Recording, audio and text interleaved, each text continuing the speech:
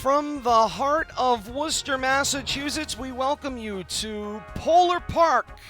Yes, Polar Park in downtown Worcester on this Sunday morning where we get set for high school football action, making a little bit of history here in Worcester on this Sunday morning. First of two games, we'll have the live audio play-by-play for you right here on RFM audio. First game up on this 10:30 kickoff coming up. We'll be starting probably a few minutes late here as everybody was getting things set up, but the crowd continues to file in here to the beautiful brand new Polar Park as we get set for high school football action as the St. Paul High School Knights play host to the Littleton High School Tigers. Battle of 2, 3, and 2 teams, both desperately in need of a victory in order to improve their playoff hopes. Team captains are meeting at midfield as we get closer and closer to kickoff. Todd Robbins alongside Bill Thomas and Kate Robbins, and great to have you along with us as we are high above the natural playing surface here on this converted AAA ballpark into a football stadium for this weekend. Holy Cross down in Colgate yesterday in the first game of 3 on the agenda. Now game 2 on this Sunday morning. And away we will go with another one coming up later on this afternoon, a Catholic Conference clash as St. John's hosts Xaverian in the afternoon matchup here from Polar Park. But first, it's Littleton and St. Paul and a battle of 3 and 2 teams. We say first a good evening and a good afternoon and a good morning to my old friend Bill Thomas, who is right outside the window. Bill Thomas, you got a great view of what's going on out there as you are kind of in the, for lack of a better term, the delivery window today as you are enjoying the sunshine just outside of our press box location. I tell you, this facility is tremendous, and this view that I have, I mean, this is $1 million view, and the sun's out, great day, and expecting a great ball game after what happened yesterday. Holy Cross kicked it off the weekend nicely with a big win over Colgate. 46 degrees and sunshine here in downtown Worcester this morning. Third member of the broadcast team, Kate Robbins. And Kate, here we go. RFM trying our first audio-only broadcast today as we welcome folks in joining us via this live and active audio experience. Officials are turning the players back and forth here. Can't figure out which way they want to go, Kate. It's a beautiful morning here. Such a picturesque view of Worcester here. You get kind of all aspects of the city. We saw the train going by. We can see the highway off into the distance.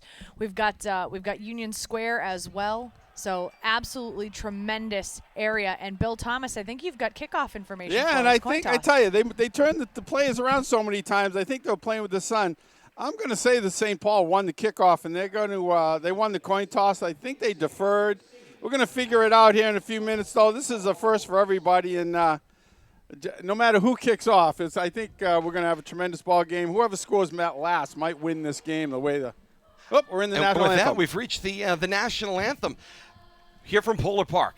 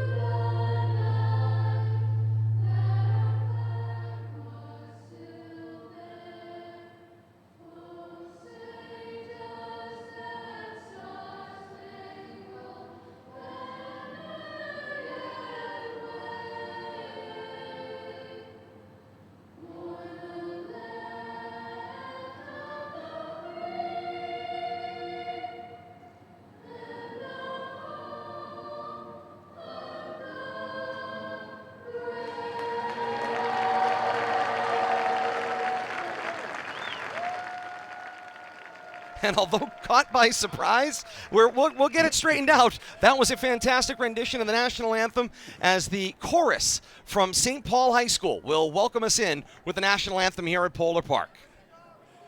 caught the players by surprise. But Players, referees, everybody involved. I think they want to keep a schedule. Everybody's anxious. They want to stay on schedule. Not that it's a tight schedule, but this day-night doubleheader they got going on here, and they've done a tremendous job here setting this facility up. I mean, if you didn't know that this was a baseball park, all you can see is third base. They've done a great job sodding the field, and it looks like it held up very well yesterday through the course of the college football. Playing surface runs from right to left, from the first base dugout all the way to the left field fence. That is the extension of what is the football field. We are high above home plate here with a look right over the 20-yard line, angled from right to left across the field, or as we like to call it here at RFM, our traditional Gillette Stadium view for most football broadcasts. You're certainly right about that. Bill Thomas, you were correct. St. Paul Diocesan will be kicking off to Littleton.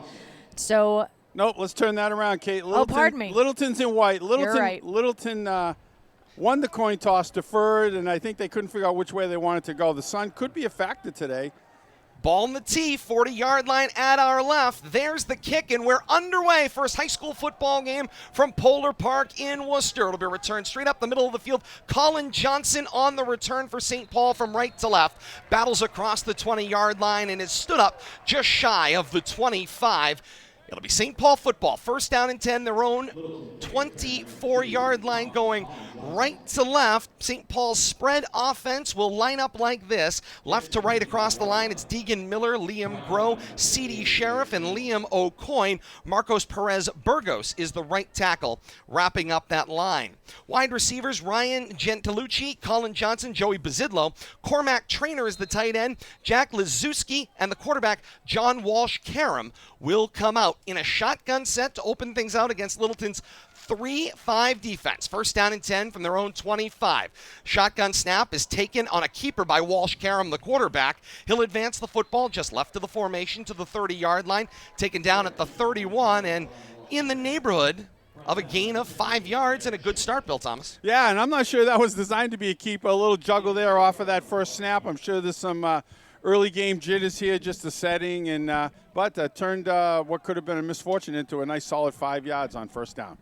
Second down and 5 to go from the 30-yard line. Going right to left are the Knights. It's a high shotgun snap, bobbled and fielded over his head by Walsh-Karam, snapping a throw out to the right, and it is a ground ball trap. They are calling it incomplete down on the field. It's Ryan Gentlucci, who was the intended receiver and did his best, Nomar, to try to trap the one hop and get it to count. Yeah, he just couldn't sell it, kind of there by himself, nobody to cover up. I think it just kind of slipped through him, got him low in the body.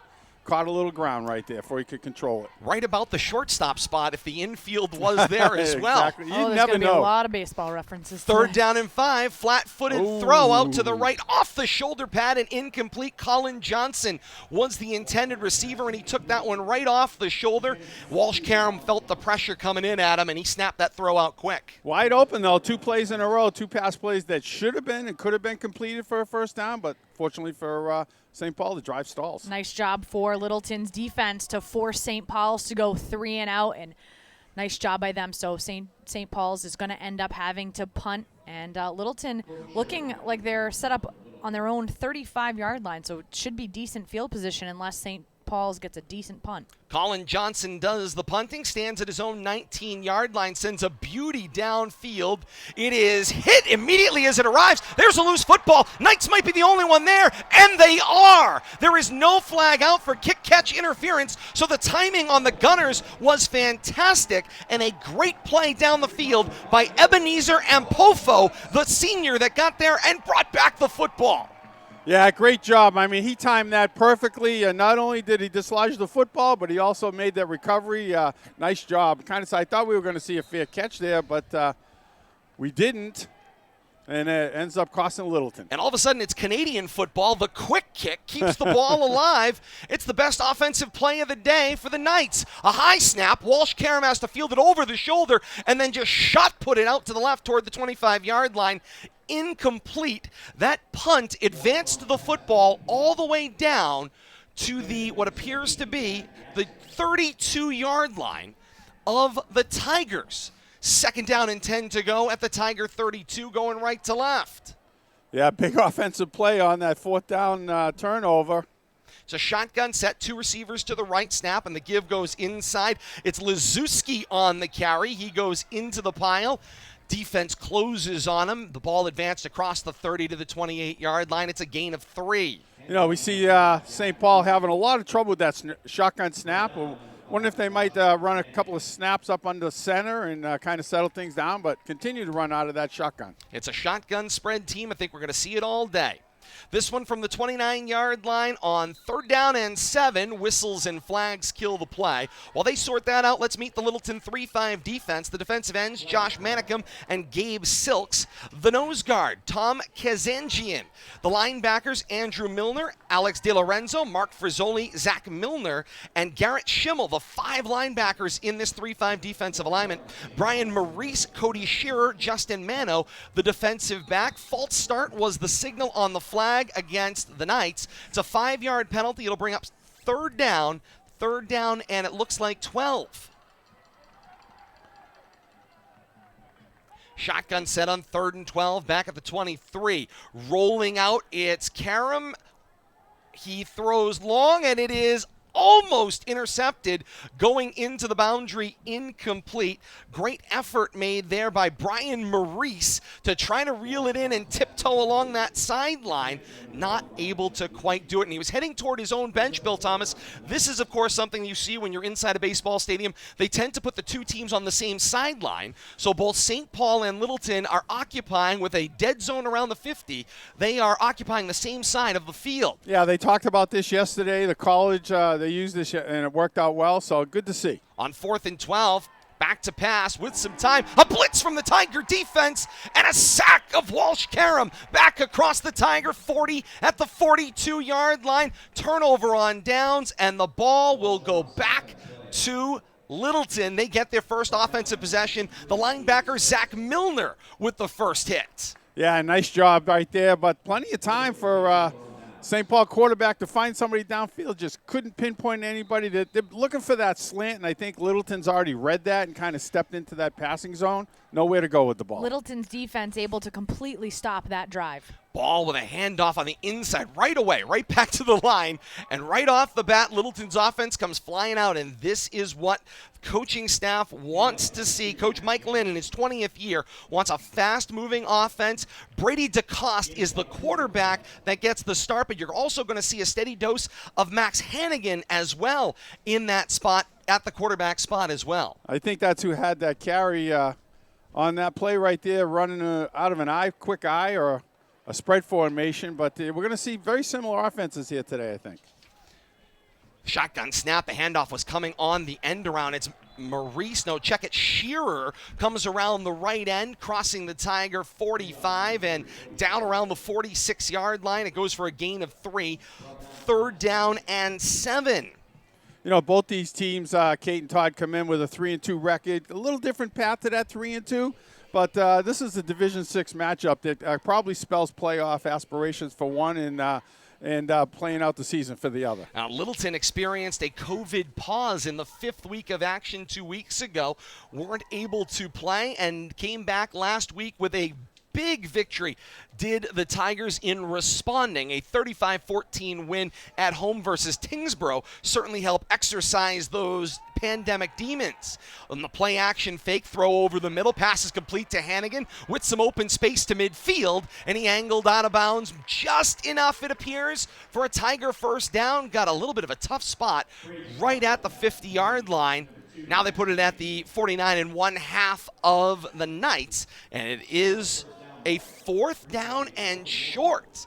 4th down and very, very short. They needed all the way to the 49. They gave them the 49 1/2 of the Knights. 8:04 to play here in the first quarter. Both teams have possessed the football. We had the first turnover of the football game on the first possession, and that led to nothing. Back and forth they go. Teams are going to feel each other out, Billy. On a day like this, the type of emotions, the excitement over being here in the atmosphere, largest crowd you'll probably play in front of for a very long time to come, all that digs in. The keeper for DeCoste plunges it straight over the middle, reaching toward that 49-yard line.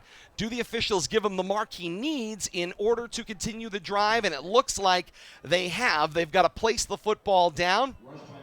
I think they're gonna take a close look at this, Kate and Todd. You know, strange formation. It was almost like that typical victory formation we see. Well, Packed the in real tight. quarterback keeper, but then with the push from the running back behind him instead of just taking a knee that you typically see. We'll have to see how this worked out. Going to go for the measurement here. Yeah, they're going to bring the chains in. Right now, the ball is just next to the Holy Cross Crusader shield, which is on the 50-yard line, but at its expanse goes to about the 47 in either direction.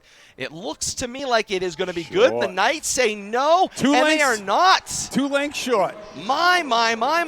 Turnover on downs and a response from the Knights defense, and they get the football right back. Great field position, too, at midfield. Have to see if they can take advantage of it here.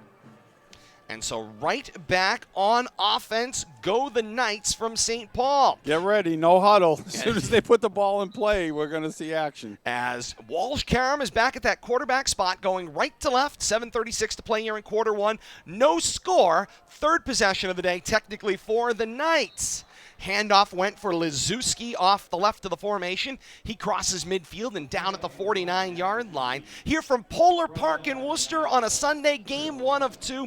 Todd Robbins, Bill Thomas, Kate Robbins, and you. It's an RFM audio special, first of 2 we're going to have for you from Polar Park here in downtown Worcester today. 2nd down and 7 to go. The shotgun snap. Liszewski gets the handoff again. Takes it left to the formation and leans forward toward the 47-yard line. A little more conservative here, handoffs, working on the line. Try to establish something. If they're going to go back to that passing game, they're going to have to slow that rush down a little bit and try to come up with something other than that slant. Now they go with a no-huddle set, more of a wildcat formation as Colin Johnson takes over the quarterback spot, and on the delay, takes it himself. Defense was right there, 4 defenders at the line of scrimmage. Johnson tries to swim out to the right. He does advance the football across the 45 to the 44-yard line. Looks like I'm trying to get the linebackers number 59 right on him. Roster. Handful of jersey right there. Of course, we can't give him a name. Change of uniform. Let's see, Littleton, would that be Thomas Kazanjian, I think? Completion thrown there out to the right. Now the officials wave it as a first down. It is going to be a Knights first down. Ball advanced to the 40-yard line. Quick play right there, working on that quick passing game. Once again, got to do something to slow down that rush if they're going to get anything other than those quick slants. You are correct, Bill Thomas. That was Kazanjian on that previous play. But here we go, first down and 10 at the Tiger 40-yard line, going right to left. Man checks in motion from right to left in the formation. It was Johnson. He'll set up wide to the left. Dropping back to that shotgun spot, Walsh Karam, the shotgun snap, the handoff for Liszewski, races angle to the left, crossing the 35, and wrapped and tackled down around the 32-yard line. Running out of a jersey tackle that time, dragging that Littleton defender till he could get some help.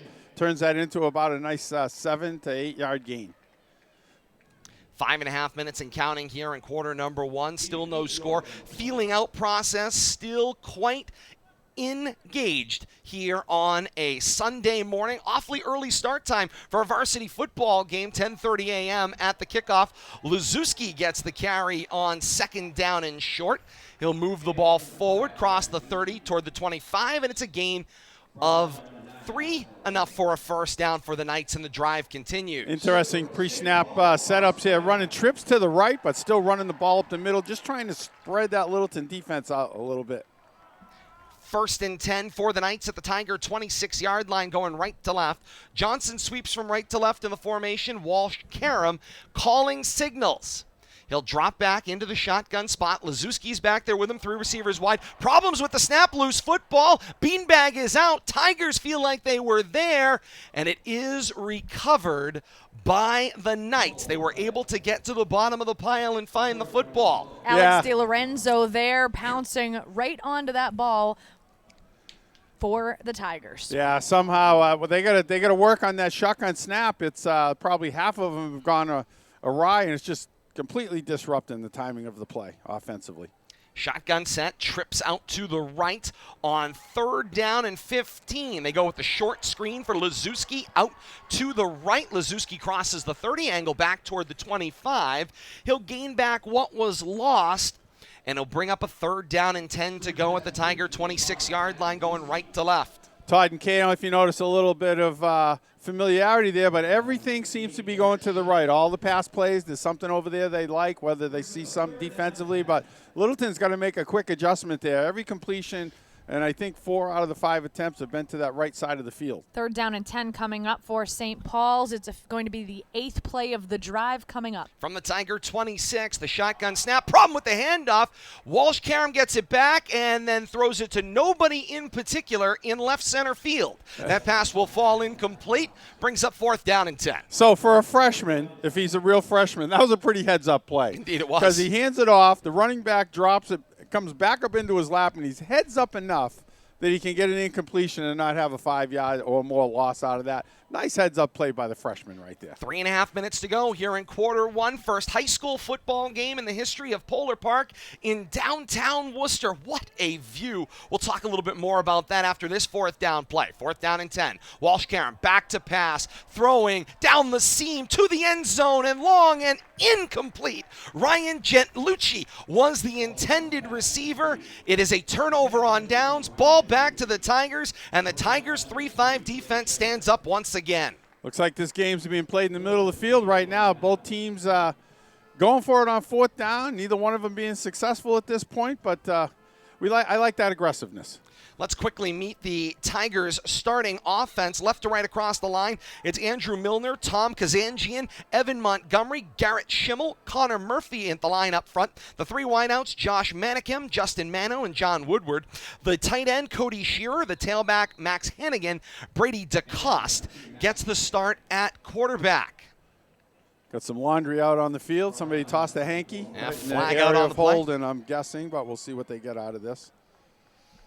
Haven't seen any indication. It was a rush on the initial play for a gain of 6. I didn't see who the ball carrier was for Littleton, but we had a flag on the play. And they never reported it. I'm what wondering they're if it was a beanbag or an inadvertent flag. They didn't even wave it off. They He give it threw as a it. gain of 5. Threw it right in the pile. 2nd down and 5 to go, and with the race to the right edge, this appears to be, and it is indeed, down the stretch comes Shearer. Shearer on the end around, finds his way to the middle of the field with some room inside the right numbers. The 35, go 20, flag out on the play to the end zone. It is an apparent Cody Shearer touchdown run, but there is a flag down back at the Tiger 25-yard line. Everybody's coming back. That happened right where he was almost tackled. I'm wondering if there wasn't a block in the back there to try to get the tackler off of him. But he shed 2 or 3 tacklers, potential tacklers. I thought it might have been a face mask at the point of contact, but taking that long walk back down the other direction. A Cody Shearer apparent 65-yard touchdown run comes off the board here at Polar Park on this Sunday. It is a holding call against the Tigers. It is a 10-yard penalty, and instead of a 65-yard run for 6 points, it is going to be a replay of 2nd down, and 15 to go, back at their own 15-yard line. And those can just be momentum stoppers right there. And we'll have to see if Littleton can find a way to get some magic back now, deep in their own end. Tigers down in front of their own bench as they occupy the far sideline left hash of the field. On this 2nd down and long, it's a fake, now a roll, moving its way toward the left sideline and scampering out of bounds. It was a keeper for DeCoste, and DeCoste raced it out to the edge. It's going to be a gain of about 10, so it'll bring it back to the original line of scrimmage. Yeah, which gives them a 3rd down and 10 to go. Back at their own 25-yard line, going left to right here in quarter number 1. Tigers wearing the road white tops, navy blue bottoms, trimmed in gold and yellow.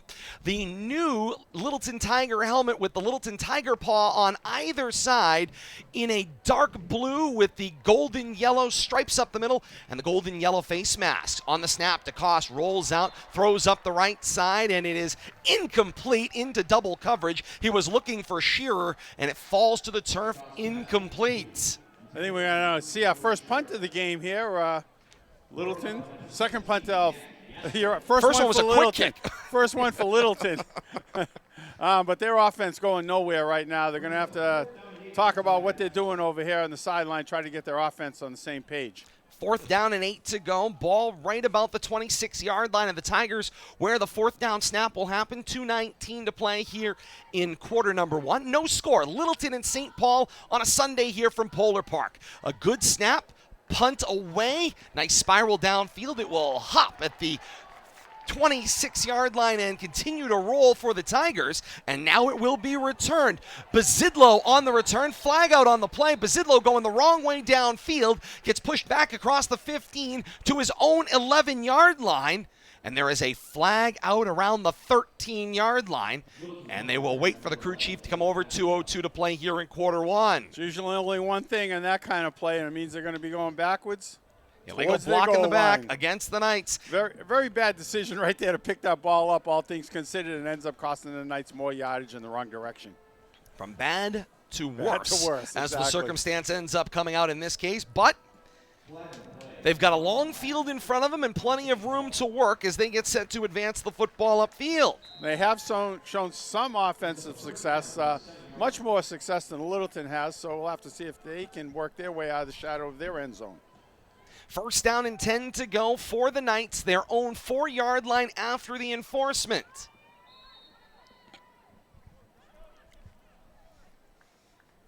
And timeout on the field. First opportunity for us to take a deep breath here. Timeout taken by Coach Mike Donovan and the Knights. They want to talk this over. 2:02 to play here in quarter 1. No score. Littleton and St. Paul. I want to get you the one last unit we haven't had a chance to meet. It's the St. Paul defense, a 4-3 unit. The defensive ends, Liam O'Coin and Connor Trainer. The defensive tackles, Marcos Perez-Burgos and Nadeem Falwell. The linebackers, Deegan Miller, Liam Groh, and Jack Yasko. The defensive backs, Dave Sullivan, Ryan Gentlucci, Colin Johnson, and Joey Bazidlo. This is the first all-time meeting between these two teams since the merger of St. Peter Marian and Holy Name to make the all-new St. Paul Diocesan High School. The last time any aspect of either St. Peter Marian or Holy Name, which came together to create St. Paul, played Littleton, I could only find one instance where they played. It was St. Peter Marian was beaten by Littleton on November 11th, 2017, a 30-14 Littleton final. So Littleton leads the, in theory, all-time series prior to the merger, and that's it. Otherwise, here they are, first meeting between these two schools, right here at Polar Park in Worcester, and where better to do it? Out of the timeout, 1st and 10 from their own 7-yard line. Lazuski gets the handoff, rolls it out, going back toward his own goal line as he moves laterally, and he is taken down back across the 5 at his own 2-yard line. You kind of see where that initial contact was. He lost one of his pink towels. The official standing right there where it was on the ground. It's going to be a loss of 5 yards on that play. Pink, of course, for October, Breast Cancer Awareness Month. Bill Thomas sporting his pink up here on Press Road today. Now it's a shotgun set on 2nd down and 16 back at their own 2-yard line. Walsh Karam, the freshman quarterback, in the gun with Lazuski. 3 receivers wide, 2 right of the formation. 1-on-1 for Colin Johnson, short to the left. Standing on the D and Crusaders in their own end zone. 3-step drop, lofts it up the left sideline. A lot of hand checking going on. Flag is out from the back judge. Johnson makes the leaping catch across the Knight 40-yard line and down at the 41. But who is the flag going to go against right now? It is a 40-yard strike to advance the football out of the shadow of their own goal line. But you had a lot of pushing and shoving going down the sideline. The signal is a hold against the Tigers. They will decline the penalty, and the play stands as a Walsh Karam 40-yard completion to Colin Johnson. Nice job right there. Kind of a wobbly pass, but turns into a 50-50 ball, but a little bit too much contact on the defense there, and nice job hauling that in to make a completion out of it instead of just a 5-yard penalty gain. Nice job, though, by St. Paul's there to get out of the shadow of their own end zone. On the 2-yard line like that becomes a precarious situation. Now they get a lot more field to work with. 1st and 10, their own 41-yard line. Lazuski gets the handoff out of the gun, takes it out to the left of the formation, and noses the football forward 3 yards to the 44-yard line. You know, and go back and looking at that long pass play. You know, when you look at the either or of something like that, he's got his heels on the back of his own end zone. That's as good as a punt. If that gets picked, Oh, well, at least, you're not in that 2-point danger zone, and you're having to punt with that, and the field position could have been much worse. Final 20 seconds here of the first quarter. High snap, fielded by Walsh-Karam, drops the screen off for Liszewski, going to the right, makes some room, up the right numbers, cross midfield, cross the 45, and then taken down right about the Tiger 40-yard line, and there is a Tiger down on the play. Training staff rushes quickly off the sideline. Well-designed play right there, almost like a pass, just a long lateral almost, sideline, other side of the hash, but great job turning that screen pass into a nice positive yardage. Trying to get a number here on the An 18-yard gain prior to the injury, and it stops the clock with 11 seconds to play here in quarter number 1. Looks like a upper body, maybe a shoulder injury. It looks like number 1, but I'm guessing. Yep, it is number 1. From the Tigers, Littleton Tigers, I believe. Brian Maurice. Looks like he's nursing I would put that in the area of what they describe as a stinger. You get your shoulders He's frustrated. in a little bit, but helmet gets spiked as he goes into the sideline area to sit down to the bench to receive some more. left shoulder is what he's indicating is the problem. Whistle to begin play continues the clock, and the final seconds of the first quarter have come to an end here at Polar Park in Worcester. A scoreless first quarter of action looked like a heavyweight fight. Two fighters in the middle of the ring feeling each other out through one. Littleton nothing, St. Paul nothing here on RFM audio on a Sunday morning. I mean, Sunday morning high school football. Where better can you be inside this beautiful brand new ballpark? I mentioned it earlier in the quarter. As you look out through center field, we're right above home plate looking out towards center field. You can see the twin spires of Union Station in the distance. You can also see some of the churches in the area and their steeples. Absolutely beautiful location, view in downtown Worcester. Bill Thomas, it is picturesque. It is, and I mean, the location, I don't know if you're familiar with Worcester and the Kelly Square area, dominated by Wyman Gordons, this entire area here, and, they've been gone quite a while. And this was just a vacant, a no-go zone for the longest period of time, and they've done such a tremendous job just revitalizing the neighborhood. I mean, you wouldn't recognize Kelly Square. I know people are afraid to drive through Kelly Square, a year ago, but much different. They've just transformed this entire Madison Street, Green Street, Kelly Square area into a thriving metropolis within the city of Worcester. And, thank the people from the Red Sox and Essen and whoever else has been behind this. I know when they talked $80 million, they're, oh my God, $80 million. But I think it looks like they spent $180 million because they definitely got their money's worth. Revitalization. Although, Bill Thomas, I will say, I do miss a little bit of the old Kelly Square. I said that to Kate this morning. I love the challenge. I drove the Concord Rotary for 35 years, so, survival of the fittest. Absolutely. Teams change ends to begin the second quarter. Knights will go from left to right as we begin the second frame. On first down and 10, back to pass. Walsh-Karam looks deep down over the middle of the field. Flag is out. The pass is caught. It is a touchdown for Ryan Gentlucci, but there is a flag down back at the line of scrimmage. At the moment, it's a 37-yard touchdown strike. Walsh-Karam to Ryan Gentlucci, but a flag is out on the play. The Stripes may have neutralized the scoring once again. Long walk back to midfield. This isn't the first time we've seen this happen today. Crew chief walking over here to the near sideline. They put the football back. They have not officially given the signal, but it is a hold. And the whistle to begin play once again. Holding the call, it goes against the Knights.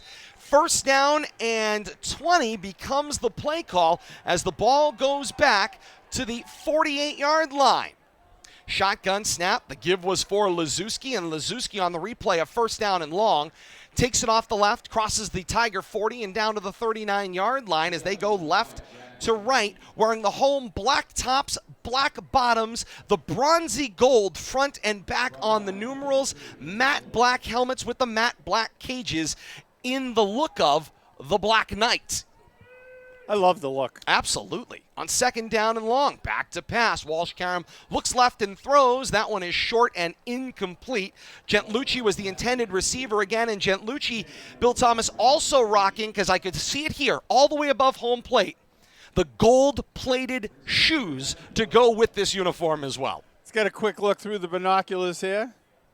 And, of course, both sides sporting a little sprig of pink in all directions. For October, as we mentioned, is Breast Cancer Awareness Month. Back to pass. Walsh Karam, backside pursuit, and he is sacked. Mark Frizzoli, the linebacker, comes from the blind side, wraps him up, and takes down Walsh Karam. Massive loss on the play, and this is another drive that will be stunted by a flag. More scoring. I think Bill Thomas has been stunted than has been threatened at this point. Yeah, each team had a long touchdown taken off the board, but bigger yet for the Knights. Karam's slow to get up there. He got twisted up at the end of that play after trying to avoid that tackler, and slow getting off and getting helped off the field there. That's going to push things back all the way to the 47-yard line. We're going to have a fourth down play coming up. Yeah, Looks first, like they got the scoreboard messed up. 1st and 2 to go. But ball back across the 45 and to the 46-yard line of the Tigers. That's where the snap will come. Colin Johnson does the punting, stands at his own 40, gets a good snap. This one's off the side of his foot, shanked. It's a wobbler that takes a night bounce. It checks up beautifully, across the 30, then the 25, and rolls down dead at the 17-yard line. What a benefit for a punt, Bill Thomas, that was shanked off the side of your foot. A 33-yarder that ended up bouncing after 10 yards. I guess that's a pretty good fortune. Absolutely. He had the right spin on it, that's for sure. But you noticed nobody got near that ball that time. Nope. Just if you don't pick it up on that first bounce, you just got to watch it. 10-13 to play here in quarter 2 from Polar Park, game 1 of 2. We'll have them both for you here on RFM Audio. Todd Robbins, Bill Thomas, Kate Robbins, and you on a Sunday morning brunch in high school football. Is it any better than that? I dare say no. Back at the quarterback spot, it's DeCoste with the shotgun snap on 1st and 10 for the Tigers. Handoff goes to Hannigan. Hannigan will race it out to the right of the formation. Angled across the 20-yard line, turns the corner there toward the 25. He's taken down around the 23-yard line. It will score as a gain of 5, 2nd down and 5. Nice job trying to see who was out there. 52. Looked like Liam Groh, the linebacker. Good job chasing him to the sideline right there. He almost made the corner. Would have went for a lot more yards.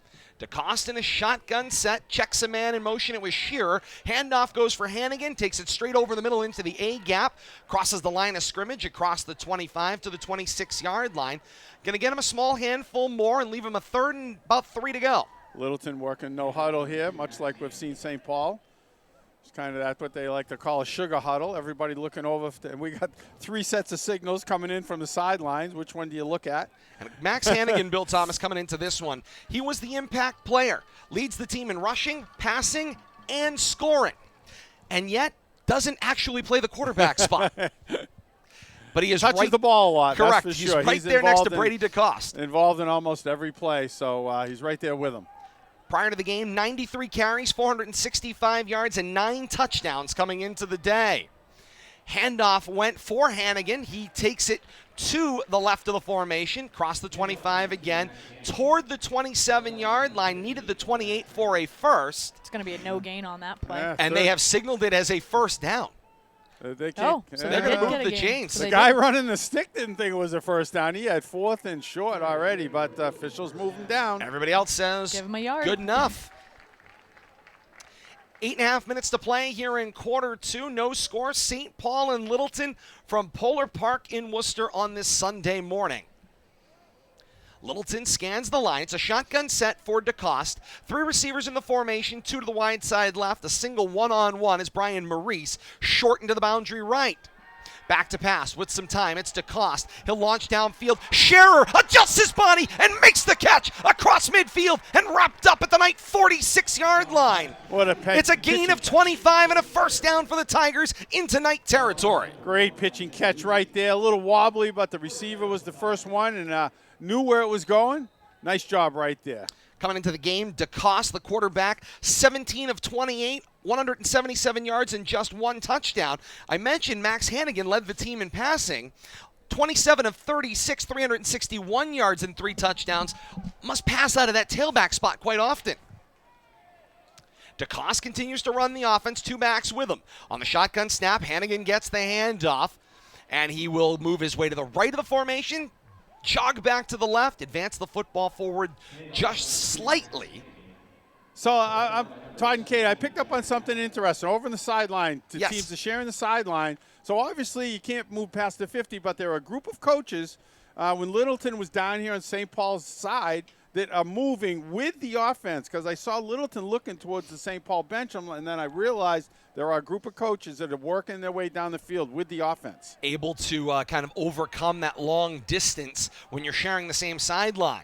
On 2nd down and 8, back to pass is DeCoste. Starts to his right, decides to angle back to his left. Nobody open. Coverage sack downfield. He sends it in to the bullpen, incomplete. It looked like Woodward, I'm going to guess, was the intended receiver, but he zigged when he should have zagged, and thank God the zag was going to head out of bounds, and nobody there to catch it.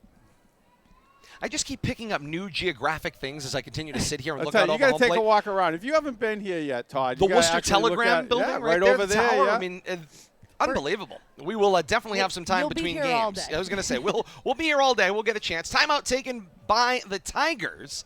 Stops the clock with 6:58 to play here in quarter 2. Still no score, Littleton and St. Paul. Coming up at the half here on RFM. We'll step aside for a quick couple of moments, get you set up here. We got some great visitors coming up here. Got some representatives of the administration of St. Paul Diocesan High School. We're looking forward to having them come up and visit. Bill Thomas, it always helps when a childhood friend goes to work at the school that's involved in the game. So, Connections, I mean, take advantage of them, especially in this business. I will say it again when he gets up here, but I assure you, nobody at the time would have ever seen either of us in the places that we are at this moment. But And here I would we have are. never guessed either, especially a setting like this. I would equate this with getting into Gillette on a different level. Absolutely. I mean, Gillette had all the pomp and circumstances of the Super Bowl surrounding it, but the atmosphere is every bit as electric here today for just a regular season high school game. And Polo Park and the Woo Sox people have done a great job opening this up. They talked about this being a multi-purpose facility. They designed to figure out a way to fit 100 yards in here and just get the end zones in. So, good job. And the speculation and the conversation is, of course, this is not a one-off situation. They expect this to be an annual type event that you will see here in the heart of Worcester. And, of course, there was some conversation on social media, perhaps unwarranted, not giving people a chance to do something more than one, criticizing the fact that none of the Worcester City schools were invited to be a part of this first occasion here at Polar Park. But I have to imagine, like any other first, it's clearly a successful situation. It's supported. You'll get another opportunity for this, and hopefully you'll see some city schools and more schools from all around the Central Mass region as well. Coming out of the timeout, DeCoste in the shotgun set on 3rd down and 8. Rolls out to his right, throws downfield, and the pass is caught! Caught going into the boundary. Great catch made there. It is enough for a Tiger first down on the rollout. It looked to my eye, was it Hannigan or Maurice? It was 1 or 2 going into that boundary. It was two. I believe it was two. It was two. And one, Ryan Gentilian, whatever his name is. Gentilucci. On the defense here, and that ball went right through his hands. He had an interception right That's who until I it was went looking through his at. hands. Me too. I thought it was going to be I an don't know how he interception. didn't come up with the ball, and all of a sudden it's in receiver's hands for good yardage.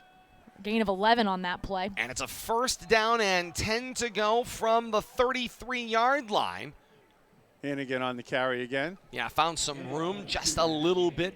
Give him about a half a yard, so we'll call it 2nd down and a short 10. Going to say this is the first real drive we've seen here, and Littleton doing a good job just working their way down the field. It really is taking all three of us just to put one play together. Team effort from our broadcast location above home plate.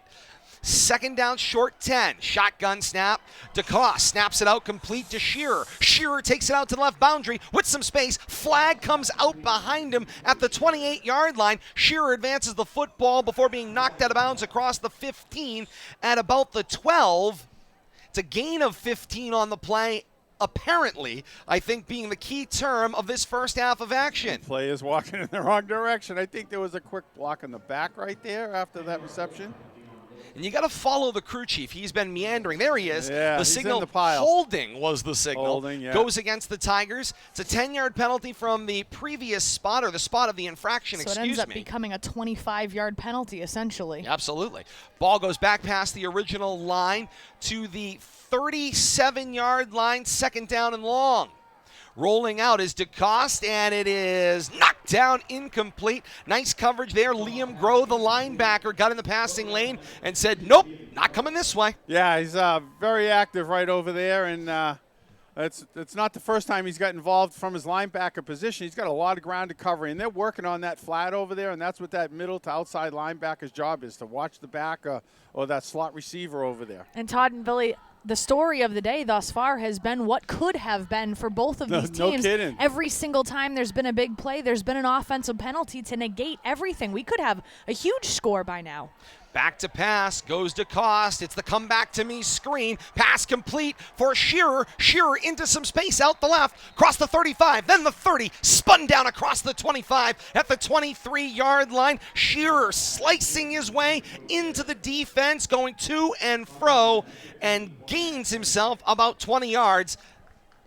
10 yards, says Kate. Thank you. It's going to bring up a 4th down and 1.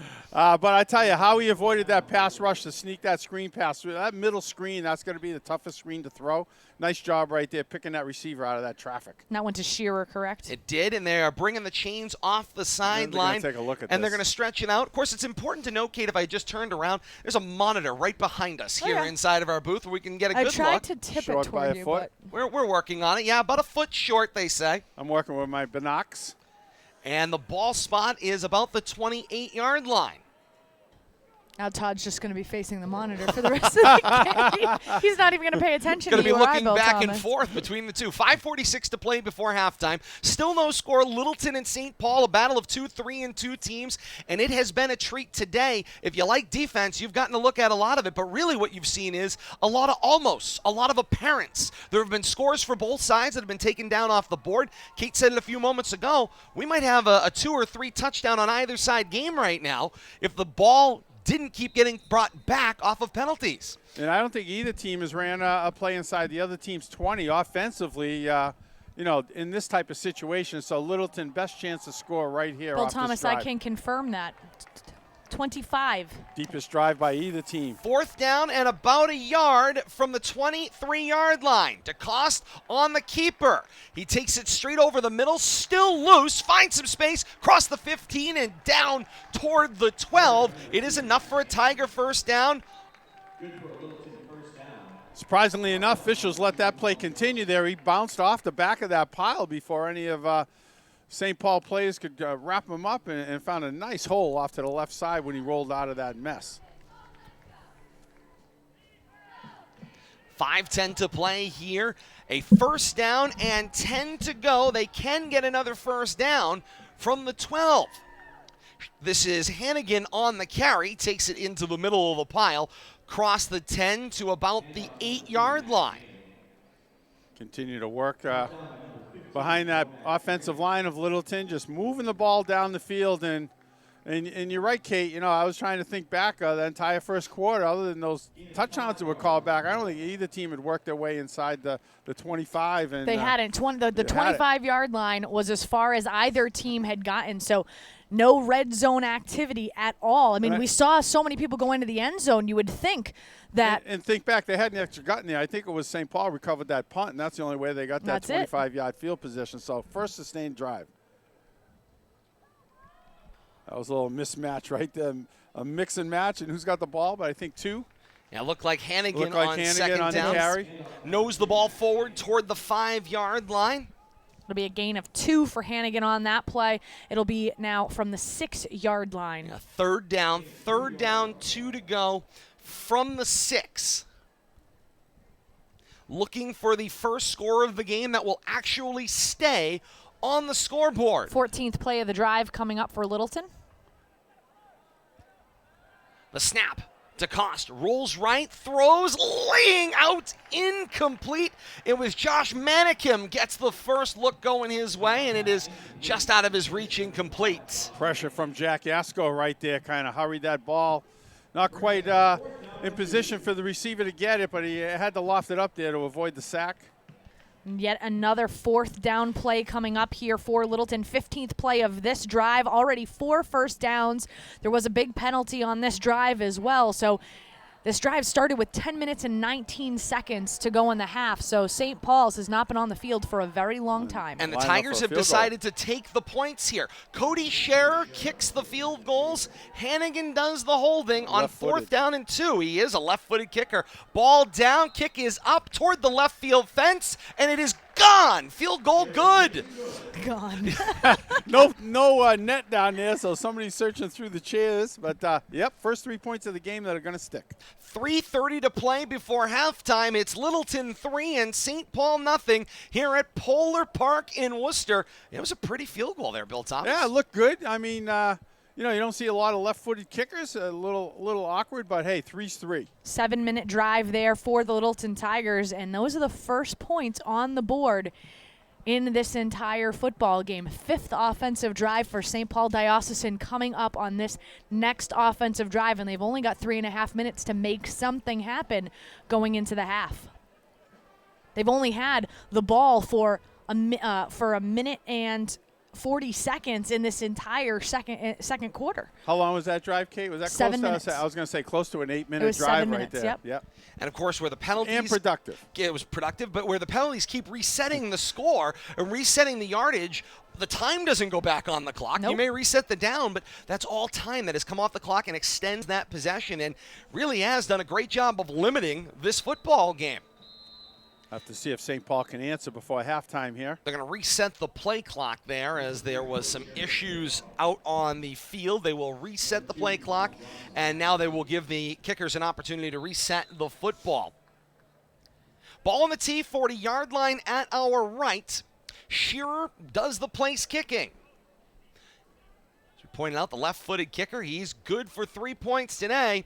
Kick is away. It is well struck from right to left. It will be returned from the 5-yard line. On its way back out with a head of steam, this is Lazewski. Moves it out to the left side. Got the 10, then the 15 with some room toward the 20 and dragged down around the 21-yard line.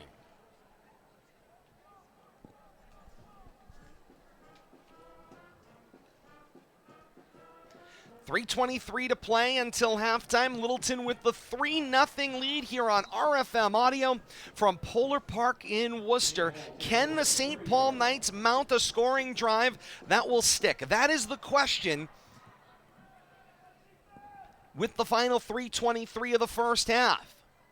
It's a shotgun set on 1st down and 10 from their own 30-yard line. There is a loose football. Defense separates the ball away from Lazewski. Did the Tigers get it back? Waiting for a signal. They sure think they have. And they have. It's Tiger football. It was Shearer, number 3.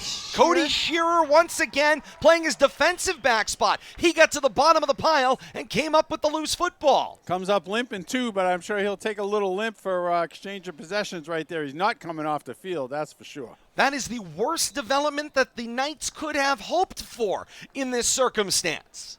That ball was up in the air for about 2 full seconds. I saw that. It just popped right up, and Shearer just fell right on it. A free ball there for anybody. So it's 1st and 10 Tigers at the Knight 40-yard line after the turnover, going right to left.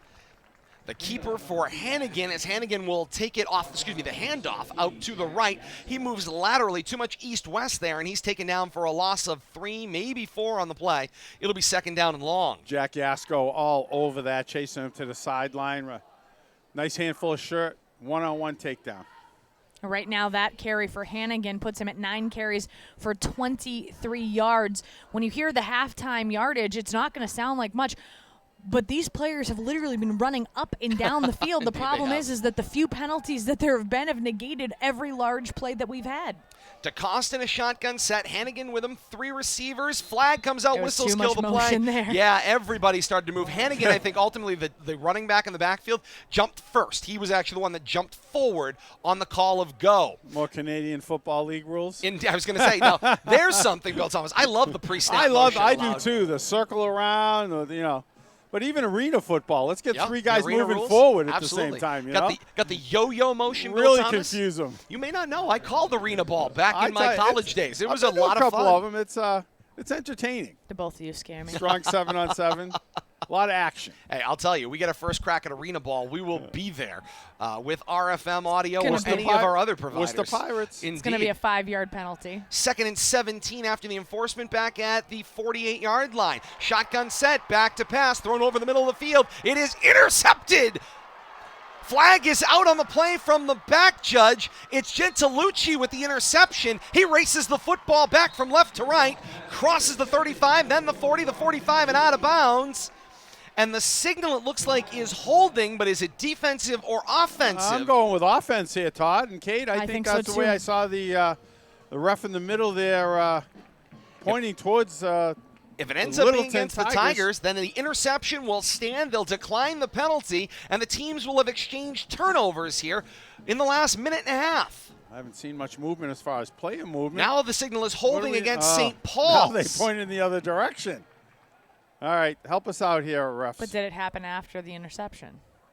The flag came out, then the ball got intercepted. That I So can that's tell a you. negative. I would say no. St. Paul's offense appears to be Littleton's offense appears to be staying on the field. They're giving and they're them walking. Some, Yep. giving them they're some walking penalties. Yardage, 10-yard penalty, I think. So After yet and From the it's line of from scrimmage? the spot of the Is it- foul. So they've got to move it forward from there, which will end up netting them what was lost on their previous penalties and a little more. It gets them basically positive yardage of about 2, maybe 3, second down and about 7 to go. Now I'm even more confused. How can that be a spot foul but not 10? Must have been second and the line of scrimmage Ball foul? spot is the 37-yard line. The shotgun confused. snap for DeCoste into the pile. It was immediately smothered there in the hands of Hannigan. Gains maybe 2 more on the play. It'll leave third down, and about 3 to go.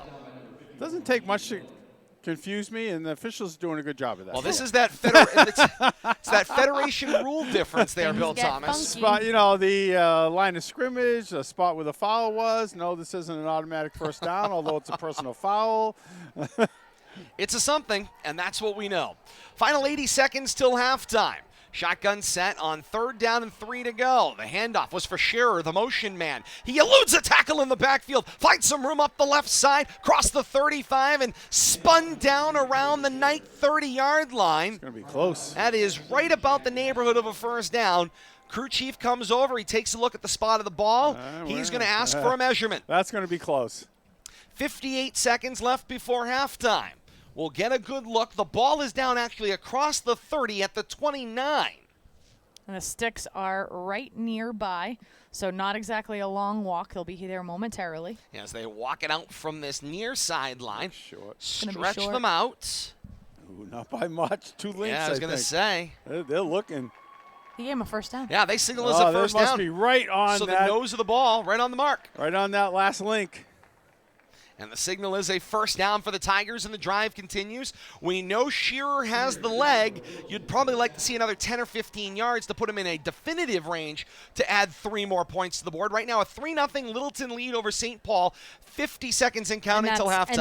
And that's the imperative point, is that you only have potentially 1, maybe 2 more plays on offense if you get a pass completed or make it to out of bounds. Quick pitch for Hannigan. Throw back to the quarterback, DeCoste, who makes the catch coming out of the backfield. Cross the 20, spun down across the 15 to the 12-yard line. What a pretty play design. It was Hannigan who took the handoff, took it to the right, throw back across the grain to the quarterback, DeCoste, who had all sorts of open space. Nobody following him out there. He's just an afterthought. Going to be an 18-yard gain for DeCoste. Surprised Littleton's sitting on these timeouts. Ball's across the 15-yard line. The shotgun snap. it's Give not it to gonna matter. Hannigan. Hannigan through the middle of the field to the goal line and in for the Tiger touchdown. Now we know why they're not calling timeout. They just wanted to keep the foot on the pedal, and it pays off. 19 seconds before halftime, and it is a 9-0 Littleton lead on back-to-back plays. A Hannigan to DeCoste, running back, throwback to the quarterback, and then Hannigan with the great block up front. Montgomery, Kazanjian, Schimmel, Milner, and Murphy clear the road, and through the middle goes Hannigan in the end zone for 6. Hannigan holds for Shearer, who adds the point after. Team's coming back up the field. 19 seconds before halftime, it's Littleton 10, St. Paul nothing. Nicely done, Littleton. It's Wow, about what I what a can say drive. right there. Well-sustained drive, off that turnover, and just put some points on the board before halftime and really give you that feel-good moment that you can bring into half, and now you're not worrying about how to make second half adjustments. Now you got something to really build on. And the penalties continue to be the story of the first half. Took a number of points off the board with penalties, and in this case, a turnover gets taken back from the Knights. The ball goes back to Littleton. They connect a few plays and add 7 points to their total for the 10-0 lead. Now going into halftime, Bill Thomas, the flags have changed what this game has looked like. The flags have altered pretty much every big play up until that drive with a score right there. I mean, we've seen 2 touchdowns come off the board, a couple of big gains turned around, a couple of turnovers reversed. So the big plays negated by penalties have really been the story of the first half. But Littleton's found a way to overcome that and put 10 points up on the board here as the first half winds down, much to their credit. And the Knights certainly have the explosive offense to do it. Will they try to connect it here? Do you take the 10-point deficit to halftime and come back with the football in the second half? 19 seconds before halftime, Shearer sends a low ground ball across the 40-yard line. It is fallen on at the Black Knight 39 or in shallow left field, depending on how you look at it. 17 seconds before halftime, it's first down and 10 for the Knights. Ball at their own 39-yard line going left to right. Denzel Kong getting on that, looks like getting the Knights at least one more, maybe 2 more plays. I'll have to see if they try to pick up something big, maybe get a flag downfield, or if they're just going to the board is still showing here. 3 timeouts aside, but Yeah, I know I that was- both teams have called timeout here. I got to imagine the Knights have maybe 1 to play with. Yeah, I'm thinking at least 1. First down and 10, their own 39 going left to right. I wish they'd Walsh use Karam in the gun. I wish they'd use the play clock. I know. 2 receivers to the wide side left. Lazuski, the running back, in the backfield with Walsh Karam. The freshman calling signals. 10 seconds on the play clock. Gets the shotgun snap. The give is for Lazuski. Met at the line and pushed back on the play. And that will start the clock running on this one. Not only met at the line, he put the ball on the ground, turned into a fumble, and Karam got back on it. Thank God for the Knights. They might have been looking at another big play coming at them before half. And that They're is going to say that's enough. the way we're going to go to halftime here at Polar Park on a Sunday morning.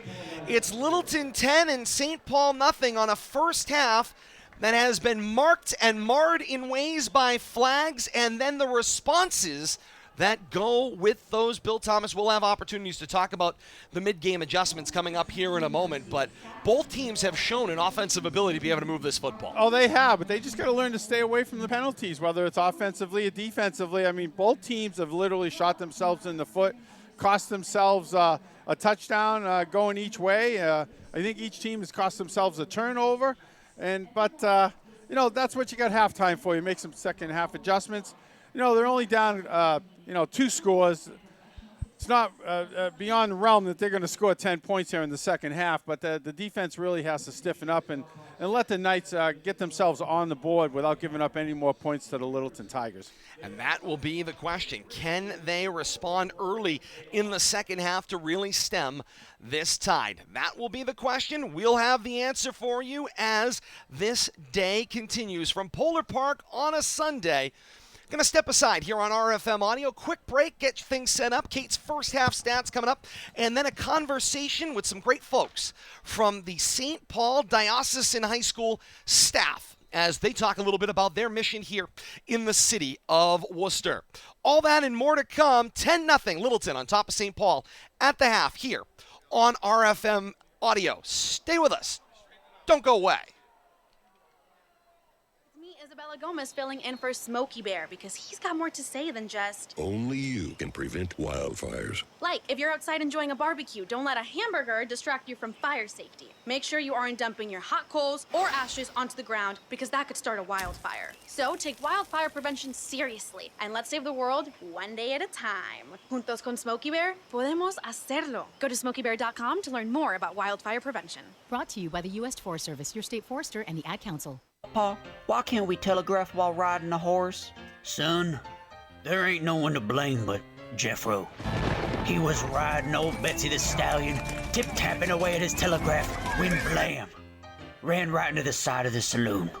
Well, if Jeffro can't do it, neither should you. Don't text and drive. Visit StopTextStopWrecks.org. A message brought to you by the National Highway Traffic Safety Administration, Project Yellow Light, and the Ad Council.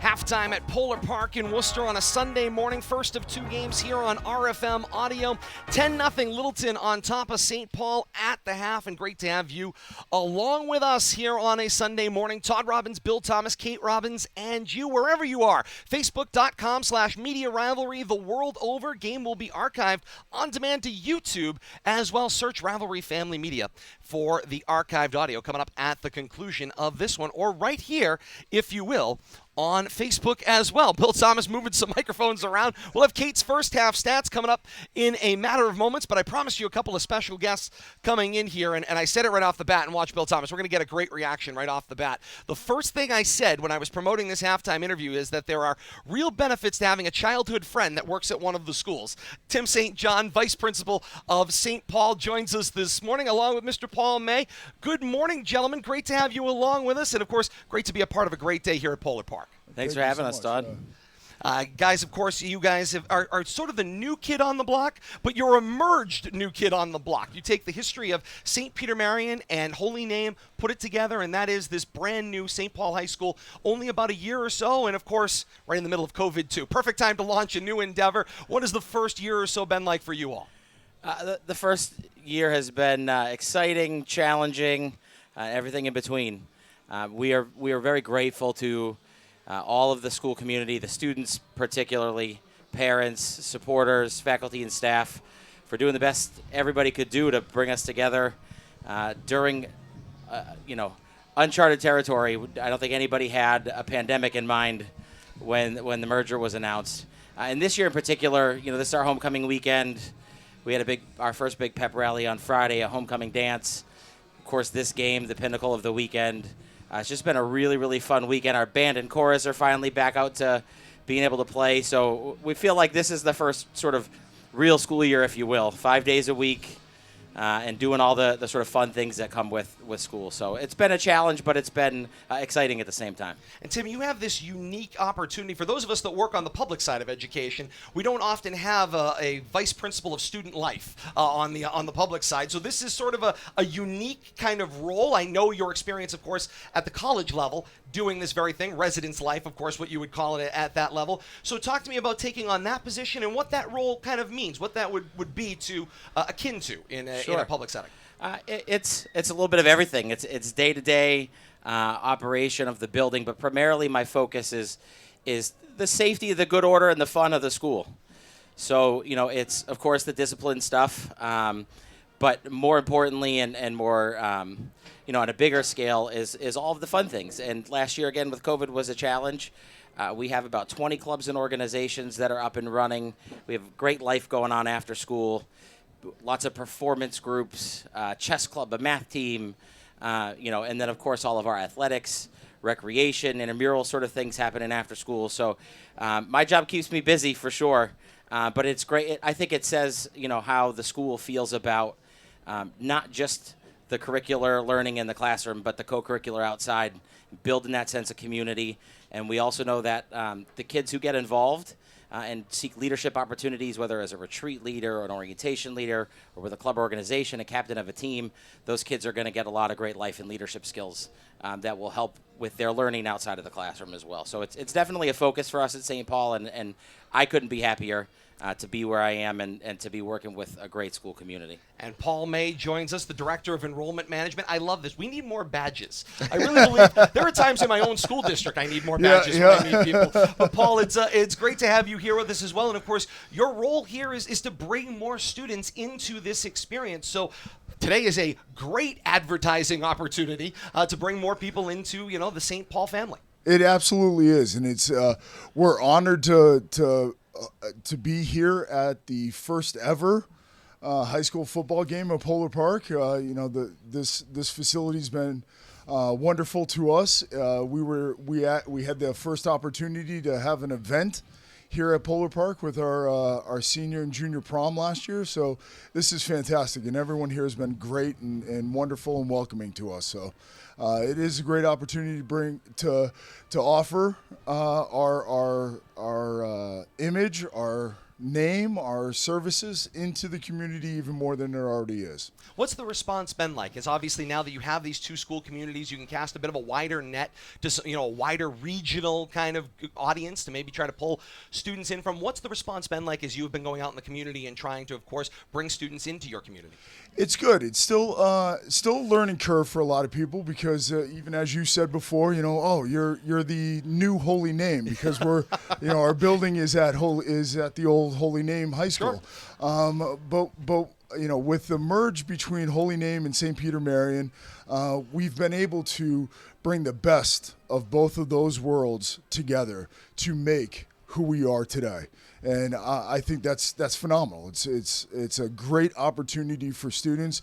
As Tim had said earlier, you get the well-roundedness of a student, and that is really what colleges and universities are looking for right now.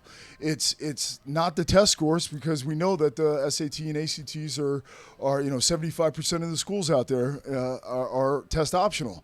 So it's not that. They're looking further into the student's academic life and what do they do and what can they bring to the table. And St. Paul's is doing that. St. Paul can do that for your student and for any students.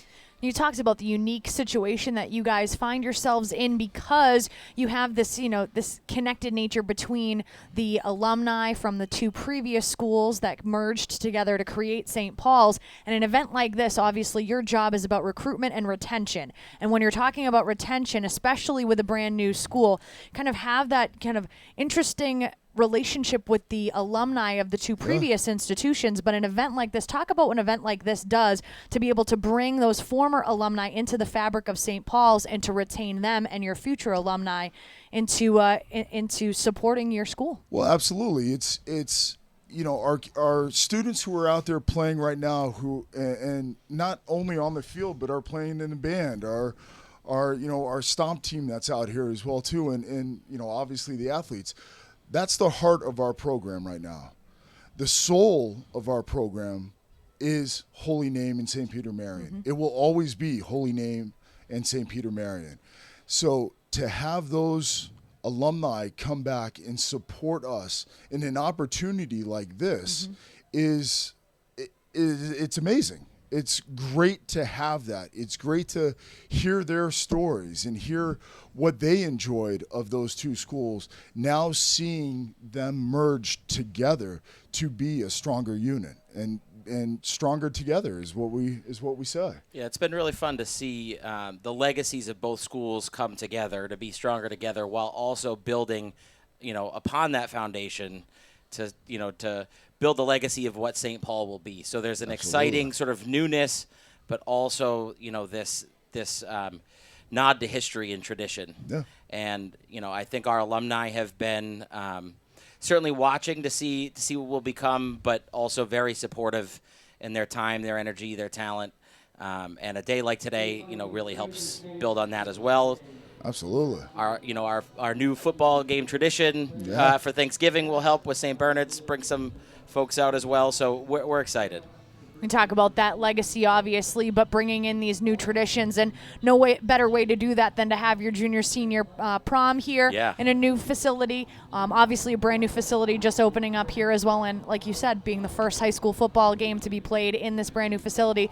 Not a bad way to start off new traditions at St. Paul's in my book. No, not at all. We consider this our backyard ballpark. We're about a mile away. You can see our turbine right from up here at Polar Park, and they have been nothing but gracious hosts. That's been Todd's favorite part, being able to see panorama. all the panorama of Worcester. And on a day like today, during the fall of New England, seeing these leaves change, I mean, what better place to be right now? You have to come up on the hill to Granite Street, Todd, and come see the view from our building. Absolutely. Of the entire city. I would love to. I want to ask you, because I know a little bit of this. This is where, knowing your childhood of friend course. Can certainly help. I remember. You're really banking on I'm this. banking on this. I tell you. He's really utilizing that, isn't he? He's really. We'll see how far he wants to go. Oh, my goodness. But the thing I remember is when we were both making our high school choices. When we were going back and making that decision. Initially we both went to public high school at Leominster, and Tim made the decision that wasn't the right for him, and made the decision to go to St. Bernard's at that time. So you chose education like this. You faced the same decision a lot of your students will face coming from their sending towns. Yeah. What about that experience informs what you do, but also what about that experience informs a lot of the decisions that students may have to make? Sure. I speaking for me personally, and I think it varies student to student. For me, it was a little bit about numbers. I felt, we both came from Johnny Appleseed. Great community at that public school. A K-8 school at that time. But Way I back felt, machine right now. Paul, you and I should just go. We'll just go stand over here. Don't worry. I feel we had a great community there, and I didn't feel that same sense at the large public high school. I felt a little bit like a small fish in a big pond, and part of it, as a young person, I think I was compelled a little bit by my faith. And that's always been a driving force in my life. And so, size brought me there. Faith and community kept me there. And I had a great experience at St. Bernard's. And, a lot of what we're doing here, of course, they're very different schools in different places. Sure. But the underpinning certainly is our mission, our connection to the Catholic faith, and the type of student and faculty member, quite frankly, that wants to do their ministry of teaching in a place like that, a careness, a care to the whole person. We care about them spiritually, socially, emotionally, and of course academically as well.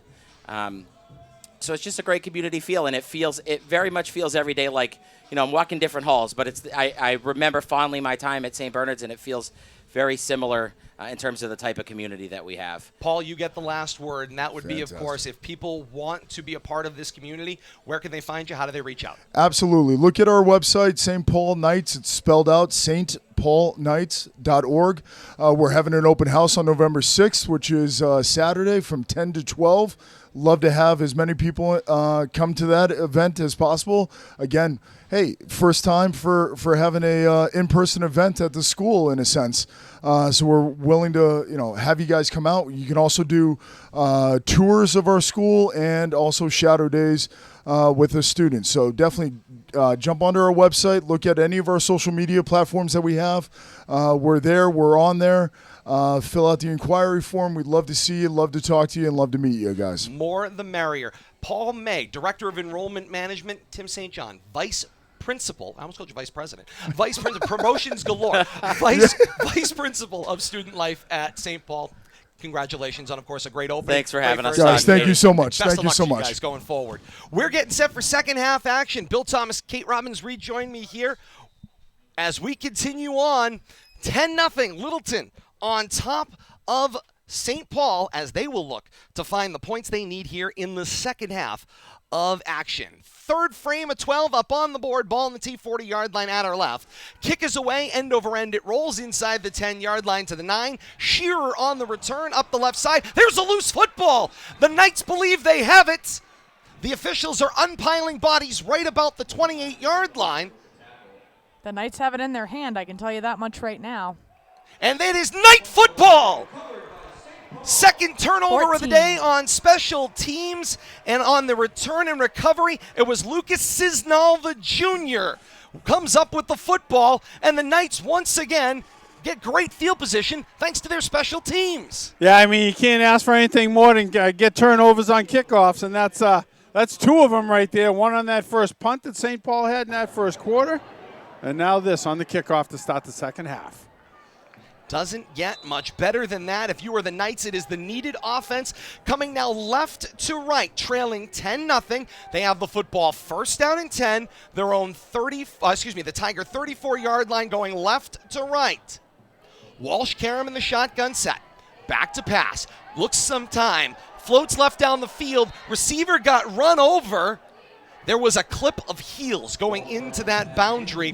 The defender was Evan Mano, the freshman out there covering Ryan Gianlucci, and the pass will fall in the end zone incomplete. And Bill Thomas, I think this is a part of the game that St. Paul's really needs to up their game in. Their passing game, they're only 3 of 11 now, 63 yards passing, but they're only completing just over 25% of their passes. They really need to get this part of their game going and make sure they're not getting penalties, I think, if they want to get on the scoreboard. Well, let's not forget they have a freshman quarterback, too. Indeed they do. Second down and 10 at the Tiger 34. A shotgun snap. The give for Lazuski. Finds some room over the middle of the field. Got across the 15, spins to the 10, and down around the 9. It's a Knight first down and goal to go at the Tiger 9-yard line on a gain of 23. Not Ball too shabby. right at the 10-yard line, so they got to go the full 10 to get it in the end zone. No first down opportunity. They give them the and goal to go, however, first and goal to go from the 10 going left to right. Right here below us as we're high above the end zone 10, 20-yard line, right above home plate here at Polar Park on a Sunday morning. Second half action just underway. The direct snap for Johnson. Takes it left to the formation, finds some room across the 10, then to the 5, down around the 3-yard line. It will be second down and goal to go. Nice run by Colin Johnson on the direct snap. Yeah, I mean, forward motion right here. You don't want to mess around with any side to side. You got to go north-south and just drive this ball into the end zone. You cannot miss this opportunity if you're St. Paul Knight. Winding down toward the 10-minute 40 mark here of this third quarter. Johnson, a little hobbled, takes the direct snap, and he just throws this one right and out of the end zone, out the right sideline. Wisely. Yeah, Johnson did not look healthy after taking that snap. And I'm going to comment, you picked up on that play. I was watching, they came out of the tunnel here at the home team dugout, and he come out hobbled. And I noticed he had a little hitch in his giddy up, and he's going off the field after one play. And almost looks like a hamstring or it's a lower body injury, but he's definitely hampered. Maybe got rolled up on the play. Unfortunate circumstances there. Well, I think he had a pre-snap injury that just got aggravated in a big way. 10.5 to play here in the third quarter. The snap, the give, Lazuski with some space, through the defense and into the end zone. And the Knights got themselves on the board with a touchdown. That will stick. Speaking of sticking, I was looking for some yellow laundry on the field, but nothing doing there. They're getting that 6, and that's staying on the scoreboard. Littleton 10 and St. Paul 6. 10:25 to play here in the third quarter. Unfortunately, I think that Johnson might be their kicker. He is. Yeah, and I mean, he's hobbled on his. And it may be his plant side, Bill Thomas. I'm trying to see. This is tough stuff right here. But he is up. He's going to be kicking from left to right. There was a jump. There was a break of the neutral zone there. Mark Frizzoli, the linebacker, maybe a little too excited, and he was offside the signal. So now the coaching staff gets a chance to choose. They'll be half the distance enforced. This is going to change the play right here. And they're going to go for 2. Make this a 2-point ball game. Yeah, they just chucked the tee off the field, and complete change in offensive philosophy right here. Action has been fast and furious here at Polar Park, and offense has certainly been something that today, seemingly because of flags, has been at a premium, but it has been not short of scoring or kicking. Walsh Karam takes the snap. The give into the pile for Lazuski, and the 2-point conversion is no good. Teams head back up the field. 10:25 to play here in the third quarter. It's Littleton 10 and St. Paul 6 here on RFM Audio. Great to have you along with us, Kate. We just got underway with the third quarter, but an opportunity to take a look at those halftime stats. Oh, boy. Okay, we're ready to go when you are. What would you like? All of it? The whole litany. We've All got right, time. let's take a look at we have a Littleton play it down. team on the field totals right now. first. Obviously, at the half, Littleton was up 10-0. St. Paul's had 108 total yards of offense, 63 coming part of their passing game, 45 coming on the ground, and 28 plays on offense. 4 first downs for the Knights in the first half of play. On Littleton's side of the ball, 142 yards of offense in 70 passing yards, 72 yards on the ground, and 28 plays on offense, 6 first downs for the Tigers. Littleton's touchdowns both came in the second quarter. The first one with 3:30 remaining in the quarter. It was a 23-yard field goal by Cody Shearer. Then with just 19 seconds remaining in the first half, it was an 18-yard touchdown rush by Max Hannigan. Extra point there was good, so that was the 10 points that the Tigers had gotten. Individual notable statistics for the Tigers. Hannigan did the yeoman's amount of work of the rushing, 11 rushes for 44 of the 72 rushing yards for the Tigers. Brady DaCosta, he had 4 for 8 passing, 52 yards passing for him. Max Hannigan out of the quarterback position had 1 pass, was good for 18 yards. So combined, that's 70 yards passing for the 2 quarterbacks for Littleton. Receptions, Cody Shearer, 2 receptions, 35 yards. Max Hannigan, 2 receptions for 17 yards. Brady DaCosta, 1 reception for 18 yards. Then on St. Paul's side of the ball, individual notable statistics out of the backfield. Jack Lazewski, 9 rushes for 45 yards.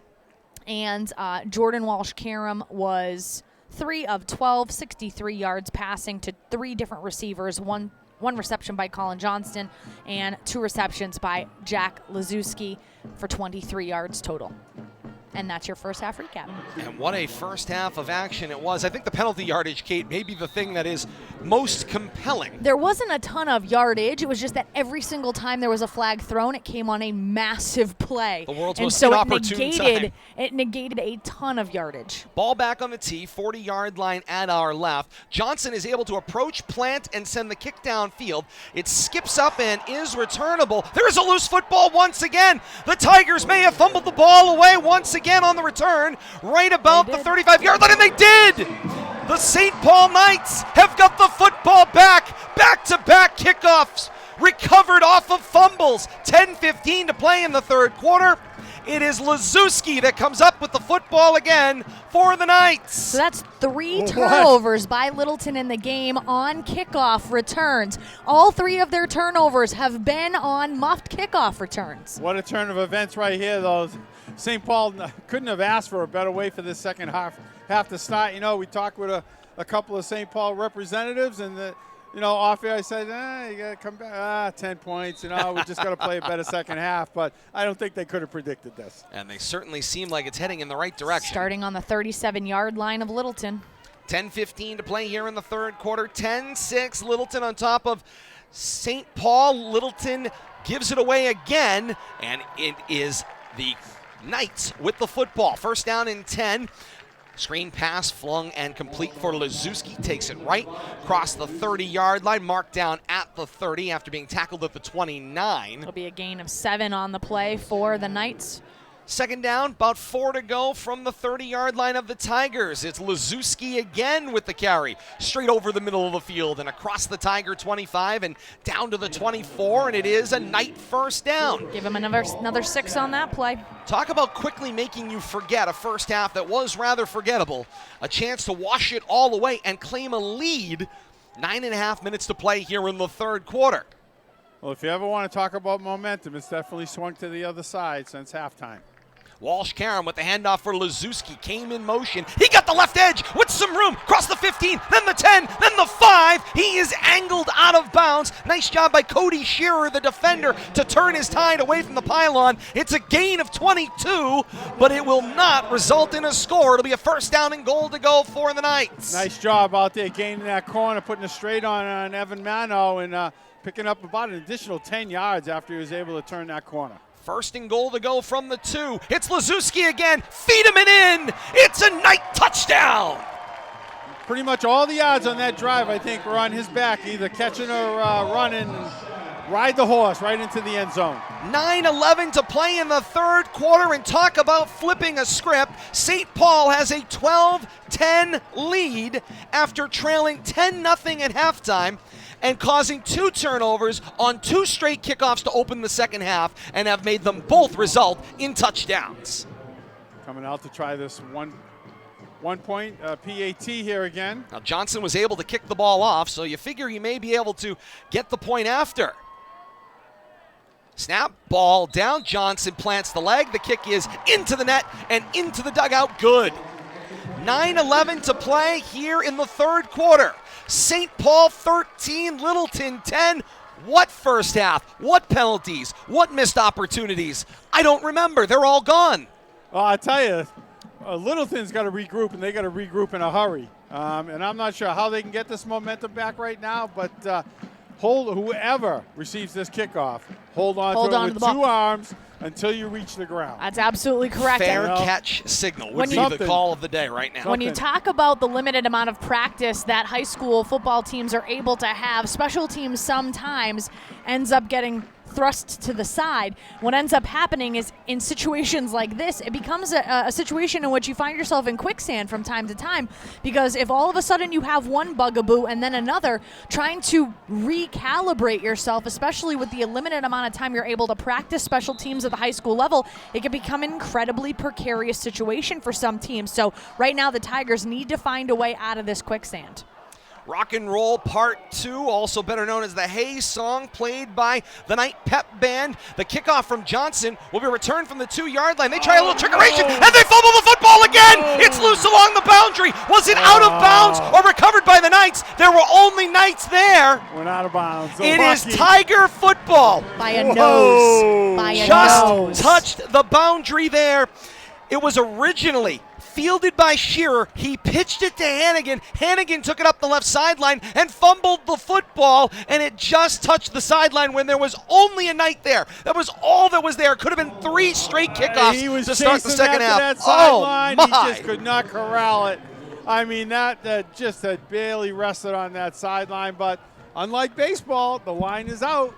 Baseball, the line is in. And I think it was a good call. Absolutely. It bounced right on that line, and it was just out by just the absolute nose of the football. And the officials right there pounced right on it, and I think made, in my estimation, a good call. And saves the Tigers once again to putting their defense back on the field. 1st and 10 from their own 18. The handoff was for Hannigan. He races it out to the right side, finds some space, cross their own 20, then the 25, and to the 26-yard line. 8:45 to play here in the third. 13-10 St. Paul. All the momentum going their way, and that was a badly needed Tiger positive yard offensive play. Bill Thomas, we talk about mid-game adjustments. How about third quarter in-game adjustments? And I think 3 words. 4. Hold on. Let's see. 5. Hold on to the ball. Get the tabulation. You hang on to the ball. Yeah. DeCoste with a shotgun snap on 2nd down and 4 to go. Gave it to Hannigan. Plunges it into the pile, and Hannigan is slow to get up. Hannigan got hit when he was going down on the upper body. Previous play, too, he was slow to get up, Kate.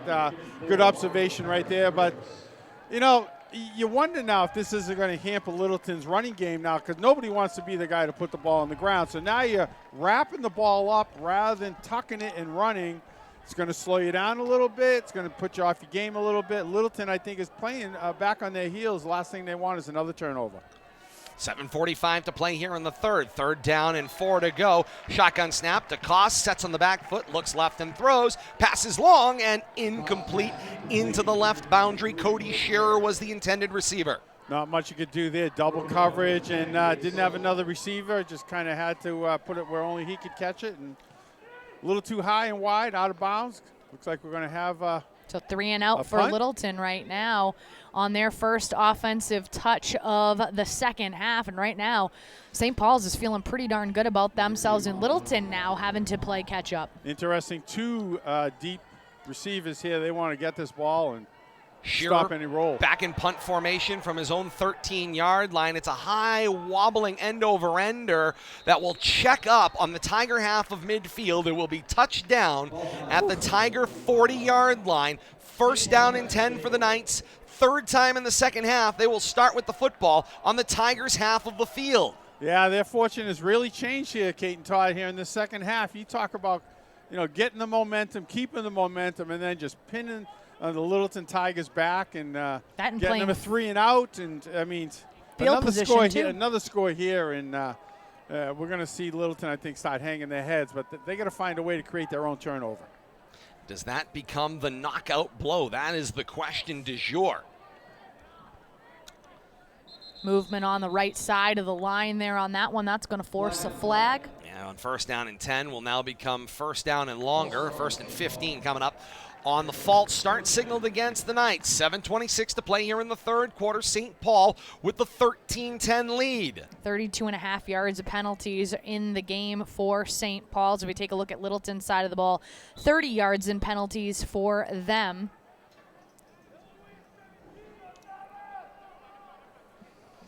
It's getting a little chilly, I'm not going to lie. There is. The shadow starting to cast from behind the that's backstop what it is. here. Remember, it's a coming baseball out over setup. the field. That's Yeah. right. Sun's going to be behind us. It will be chilly for sure for Game 2 of our doubleheader. We'll break in between. Game 2 is scheduled for a 6:30 kickoff. I hope so. We hope to be back with you. We're not going to stay on the air. We're gonna break on the stream. We will come back. I need a bathroom break. Tonight at 6 o'clock on time for that half-hour countdown to kickoff for the nightcap. It's St. John's and Xaverian, a Catholic conference clash coming up right here at Polar Park. 2nd game on a Sunday. Little break in between there, and then right out for more high school football action. Really looking forward to that action. A little Under the Catholic lights, Bill conference Thomas. action. St. John's has been struggling since they've decided to pick up that Eastern schedule, so we'll have to see how they match up against Xaverian. We saw Xaverian's baseball team during the district state playoffs, actually. Semifinals, they came to Leominster and at Doyle Field, and we know they have some athletes, and I imagine that's going to transfer over to the football field too. And we'll get more into the details of the game, Bill Thomas, when we come on with our countdown to kickoff at 6 o'clock or thereafter. But this is a series that goes back to 2004. They've been playing each other a very, very long time, these two schools, before they were in the same Eastern Mass Conference, and it has not favored St. John's in the long run. So, you're coming into this one. You've got limited wins against this team. This is a great opportunity to start a new trend in that situation We can as talk well. about years. St. John's just picking the low-hanging fruit of Central Mass, and either undefeated or a one-loss year in and year out. But times are different. Indeed, they are. And all looking towards the playoffs and strength of schedules, and you got to change what you do. 1st and 15 back at the Tiger 45, going left to right, coming out of the timeout. It's a shotgun set for Walsh Karam. Scans the line, got 3 receivers in his formation. Back to pass, looks at the one-on-one coverage for Johnson to his left. It is incomplete, wide to the left, and Bill Thomas Johnson did not look healthy on that break at the snap. No, and he definitely hobbled, but he's a trooper. He's out there. He wants to play. He's not going. They're going to have to, whack his leg off at the knee and drag him off the field to get him, out of this game. We saw him drive a kickoff down to the 10. And he's definitely, as we can say, sucking it up to stay out there on the field. You can see he's hurting. Ball on the ground. Oh, nice bounce, though. Indeed, it did launch downfield, and it will go incomplete. That shotgun snap has been an adventure as well, and it's going to bring up a 3rd down and 15 at the 45. Nice sideline go route there, but somebody has coached Karam into not taking chances in situations like that. Number of times now, things have not gone right post-snap, and he's done a great job grasping his wits about him and just unleashing the ball to avoid loss of yardage. So, the freshman kid, he's definitely thinking on the fly. 4 of 15, though. 3rd and 15. Walsh Karam back to pass. Goes short for Lazewski out of the backfield. He'll cross the 45 down to the 43-yard line and gain 2. But that train, as it goes by, not long enough, Bill Thomas. It'll bring up a 4th down and 13. Don't you love that view, though? Absolutely. And the train will come by, obviously, with the baseball game. It comes by. It'll toot the horn and, get the fans going. And just, once again, another part of the aspect of this park that is very unique. 4th down play coming up. Isn't there another? Is it Kansas City or somebody that has a train that? There's a number of ballparks outfield, that do. I think. The Astros train, Kate, doesn't move. It's well, on top of their wall. It's that's fixed. on top You of it, said right, like train. on their You didn't bogey. say moving. I'm not I want that wrong. job, just back and forth. Yep. Perfect. Punt? Great driving scenario. Got a punt here on 4th down. Indeed, and we Littleton do. is not getting anywhere near it. And this is Johnson who sends the punt Be downfield. careful. The Knights diving to cover. They will mark it dead at the 3-yard line, and the Tigers have got the long field in front of them. 1st down and 10 at their own 3-yard line. Bill Thomas, it feels to me like they need a momentum changer here. You almost got to go big on this first play. You would think, try a couple of go plays, but once again, you operate in the shadow of the end zone. At least by 3rd down, unleash one. If it gets picked off near midfield or whatever, it's a tough punting situation, and the last punt traveled about 20 yards. So last thing you want to do is be punting with your heels on your own end zone, a back line. We'll see here if Littleton, they definitely need to find a way to get some momentum. It's going to start with a 1st down. Yeah, 1st and 10 out of their own end zone. It's a hit two. in the end zone, and it is a safety. 52. Hannigan is wrapped up and taken down on the play. Great play by Liam Groh, the linebacker, again for a safety, and puts 2 more on the board. And you said a key word there. Again, that's not the first time we've called his number tonight. And he showed his worth right there. He gets his team 2 points, and that's the pitfall of operating nonstop out of a shotgun. When you're inside your own end zone and, somebody misses a block, and your running back's already 5 yards behind the line of scrimmage, and that's what ends up happening. He gains 2 on his own, but he's 3 short of the line of scrimmage, and leads to 2 quick points, and Littleton has to give up the ball now. I'll tell you, you go to, some of the history there. The Black Knight doesn't always seem to do well. Well, I'll tell you right now, the Knights in black from head to toe, they've got 15 unanswered points since halftime. At 15 unanswered points in 5 minutes and 45 seconds. It's not been that long. We didn't even get, we're not even halfway through the 3rd quarter yet. They're going to have their 10th offensive drive of this game coming up. That's how herky-jerky this entire situation has been all day long. The amount of crazy amounts of turnovers in strange situations. This has not been your stereotypical football game today. We've had just about every single hiccup and bugaboo and oddity come up in this particular game. It's been a wild ride here. When you put a football stadium in the middle of a baseball field, wild things happen. Cody Shearer's got the ball in his hands. Free kick opportunity here to send it down to the Knights. He can either kick from the tee or punt. He elects the punt with the ball in his hands, sends the ball downfield. It will one hop at the 35-yard line, will be returned forward by the Knights, cross their own 40 to their own 45. It'll be 1st down and 10 Knights after the safety. 6:04 to play here in the 3rd, leading 15-10. And Kate, this is their worst starting field position of the 2nd half. Oh, absolutely it is. If you take a look at, let's talk 3rd quarter. They started at the Littleton 4, at the Littleton 2, and at the Littleton 40. So their own 45 is pretty pathetic, in my opinion. I was going to say, with how things have been going. I mean, come on, pick it up. 1st down and 10, their own 45, coming left to right for the Knights. Walsh Karam still on offense, calling out signals. Gets the waist-high snap. The give is for Liszewski with some room off the right. Cross the 45 again and down at about the 47-yard line. Chippy. Indeed it is. Hey, Yep. I'll tell you right now, the frustration is going to come out on this field. Flag is out on the play. It came from the umpire. It's going to be some pushing, shoving, some verbal altercation, frustration starting to boil over. And the crew chief goes right into the St. Paul huddle and reminds them to maintain their composure.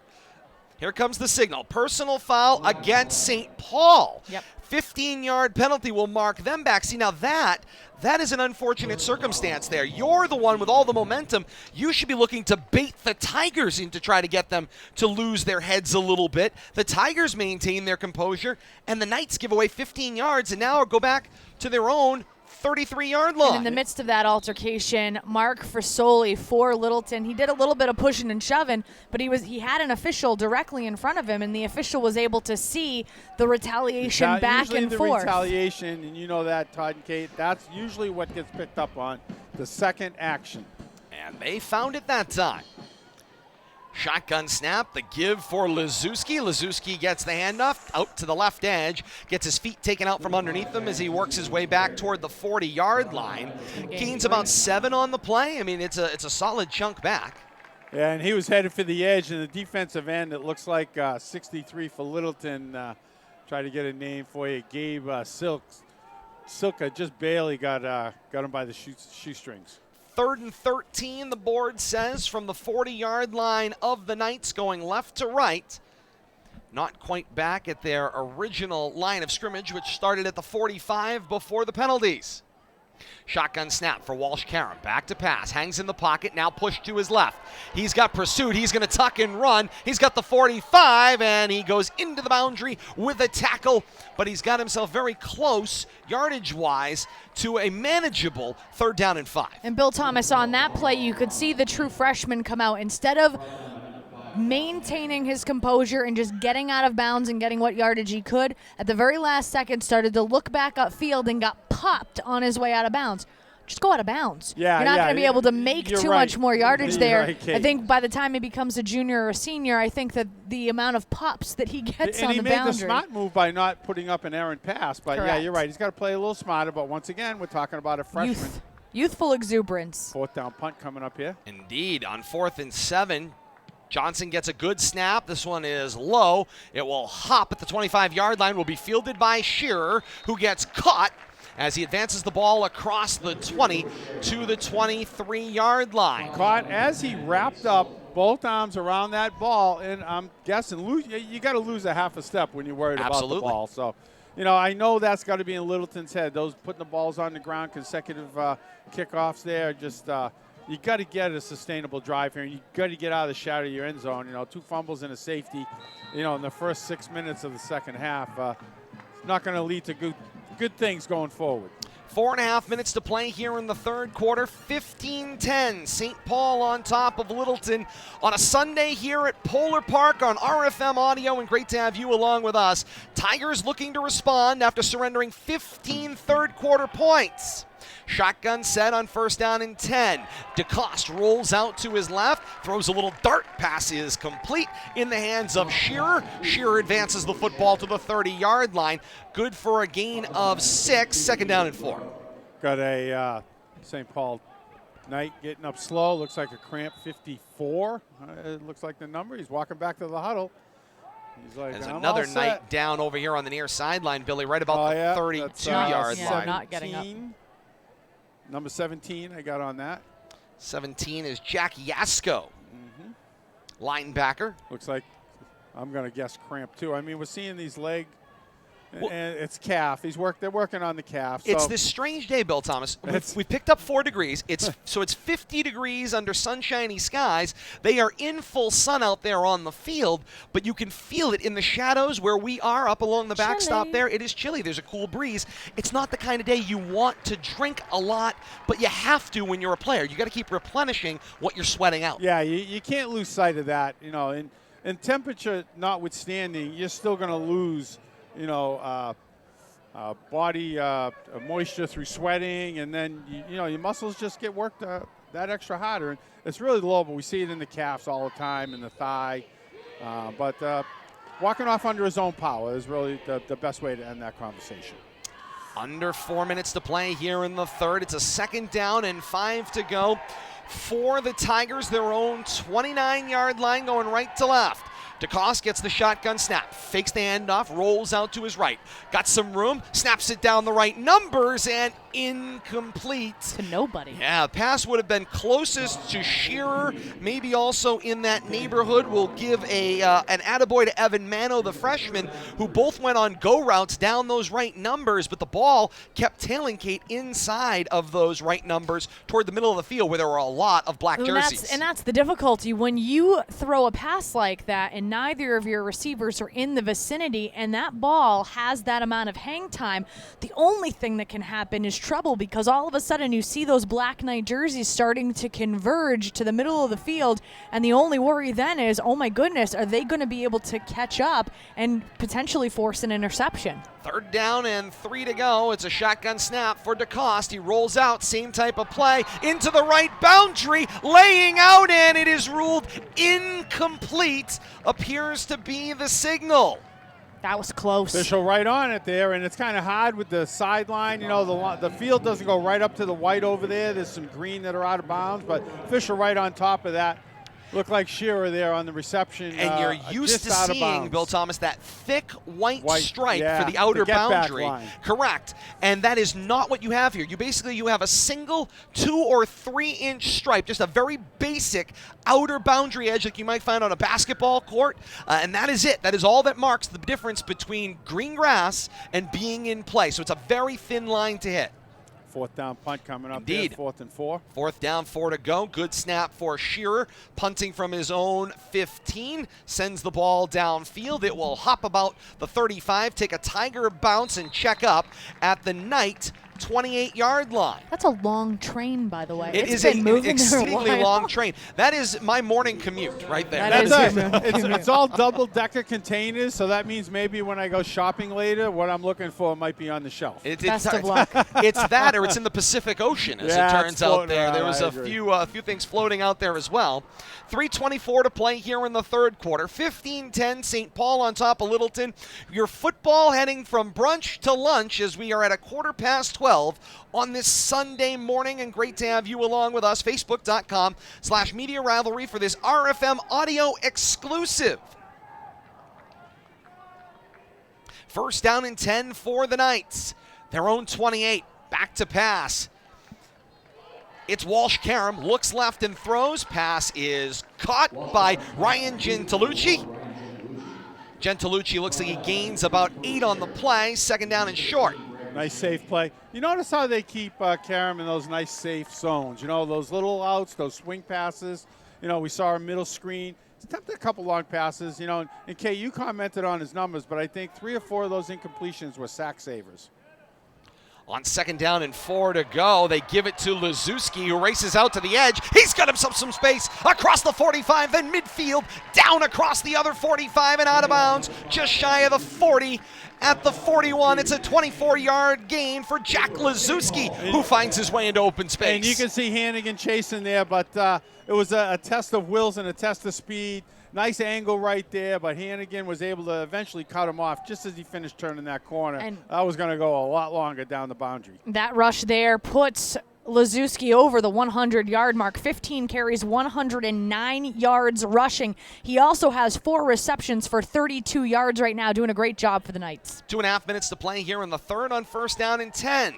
Walsh-Karam back to pass, looks out to his left and throws.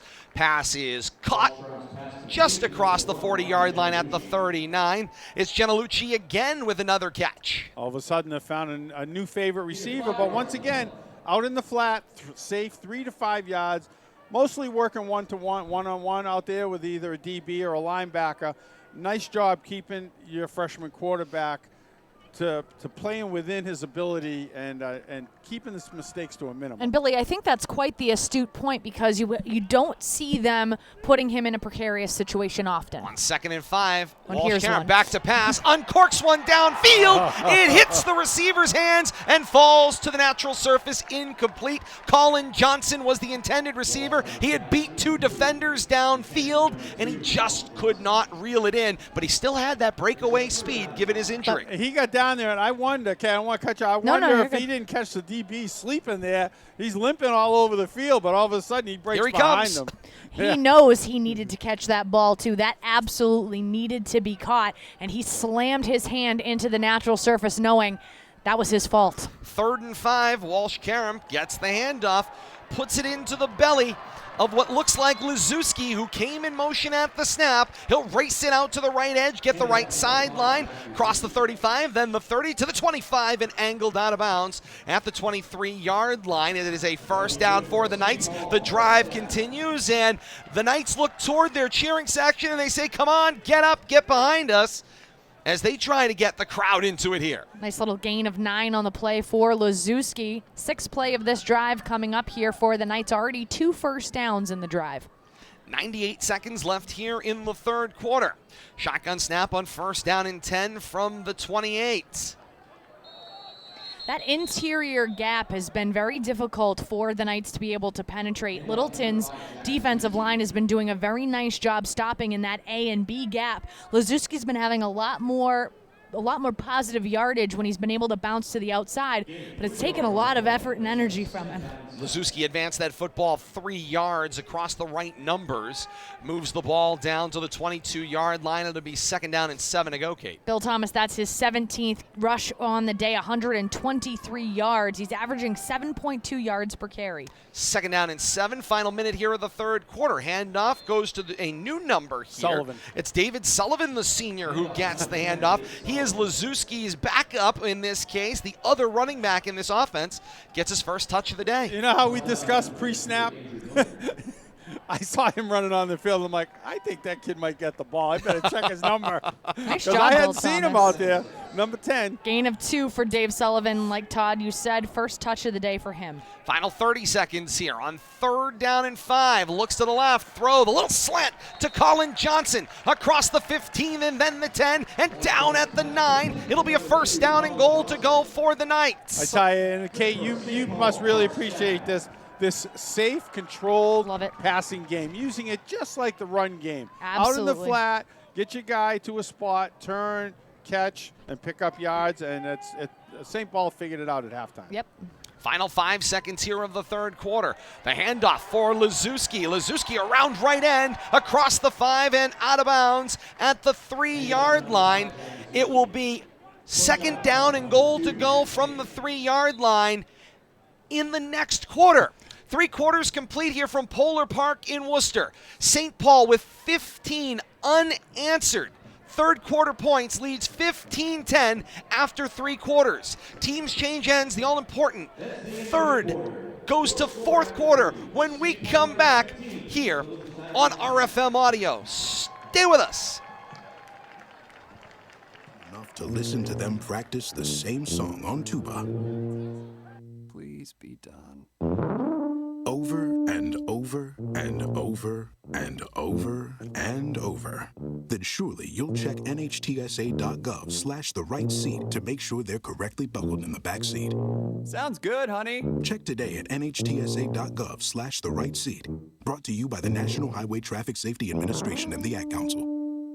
Guys, it's me, Isabella Gomez, filling in for Smokey Bear because he's got more to say than just... Only you can prevent wildfires. Like, if you're outside enjoying a barbecue, don't let a hamburger distract you from fire safety. Make sure you aren't dumping your hot coals or ashes onto the ground because that could start a wildfire. So take wildfire prevention seriously and let's save the world one day at a time. Juntos con Smokey Bear, podemos hacerlo. Go to smokeybear.com to learn more about wildfire prevention. Brought to you by the U.S. Forest Service, your state forester, and the Ad Council.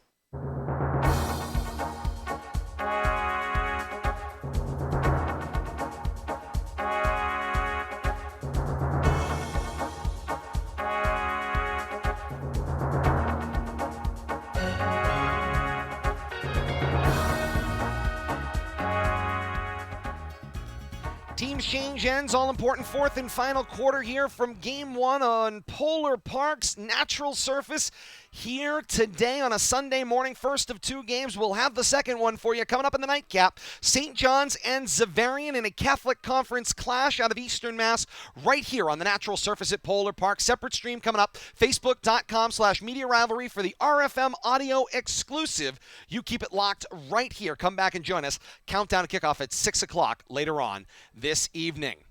4th and final quarter of regulation. 2nd down and goal to go from the 3. Shotgun snap. It's fielded by Walsh Karam. He angles to the left side to the end zone. Jump ball incomplete. It was almost intercepted. The intended receiver was Gentlucci in the end zone. He was not able to reel it in double coverage. It'll bring up 3rd down and goal to go from the 3. Once again, a high snap there. Karen's been doing a great job working with his center on some of the narrowed snaps. Yeah. And Made him look real good. I mean, his finger's just long enough to pull them in. Whistles kill the play, a flag out, and it's a procedure call going against the Knights, which will make this 3rd down and goal just a little bit longer. It'll be 3rd down and goal to go from the Tiger 8-yard line. I don't care what's gone wrong for the Knights, but they've turned everything into a right, so we'll just see if this is just a little extra 5-yard obstacles put in front of them. They certainly owned the 3rd quarter. They'd like to extend it here into the early part of the 4th. Shotgun set here on 3rd down and goal to go from the 8. Good snap. Walsh-Karam swings the screen complete out to the left for Liszewski. Liszewski takes it back across the 10 and moves it forward to about the 7, gains 1. 4th down and goal to go from the 7. Nice job by Cody Scherer there to keep him out of the end zone. Looks like they're going to go for... I'm surprised they're not kicking a field goal here to put this into a tough score situation, but looks like they're going to go for it on 4th down. I was going to say, it would make it a touchdown plus 2-point conversion game here. They've decided to go for the strike right now. 4th and goal from the 6-yard line. Trips to the left. The handoff was to Liszewski, who ran it back to the right to that weak side. He is caught by the Tiger defense, and the Tiger defense stands. Made a bad decision there. He had 52 out in front leading the way, and he decided to abandon his lead blocker. I think that was Crow out front. And, after he got tackled, Crow looked around like, where'd you go? There was nobody on the right side of him, but for Littleton, that's a big break right there. Only a gain of 1 on the play for Littleton there. Turnover on downs, ball back to the Tigers, 1st down and 10. Ball at their own 8-yard line, going left to right, 92 yards in front of them. 11:08 to play here in the 4th, trailing by 5. The handoff went to Hannigan, who secured the football to the left, back across the 5, toward the line of scrimmage at the 8-yard line.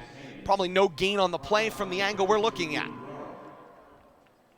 Going to bring up 2nd and 10, Todd, you're right. We joked that during the quarter break, entire 3rd quarter was basically played right in below front us. of us. You're at home plate. We're at this angle, and now they're about as far away as they can be. They are now out by the left field fence, which it's 399 to the farthest point of left center field from our current location. The shotgun snap, the handoff is for Hannigan. Hannigan tried to go to the left side on end, decides to bounce it to the outside, finds some space to the 15, and then leans toward the 20 before being spun out of bounds there. Got himself enough for a Tiger 1st down and 10 at their own 20-yard line. More importantly, out of the shadow of their own end zone, having already surrendered a safety in the 3rd quarter. Yeah, last thing they want to do is be backed up and have to worry about punting out of the end zone. But nice job right there to gain, at least get something going here. Tigers, not only have they struggled the last couple of possessions, they've struggled the entire second half.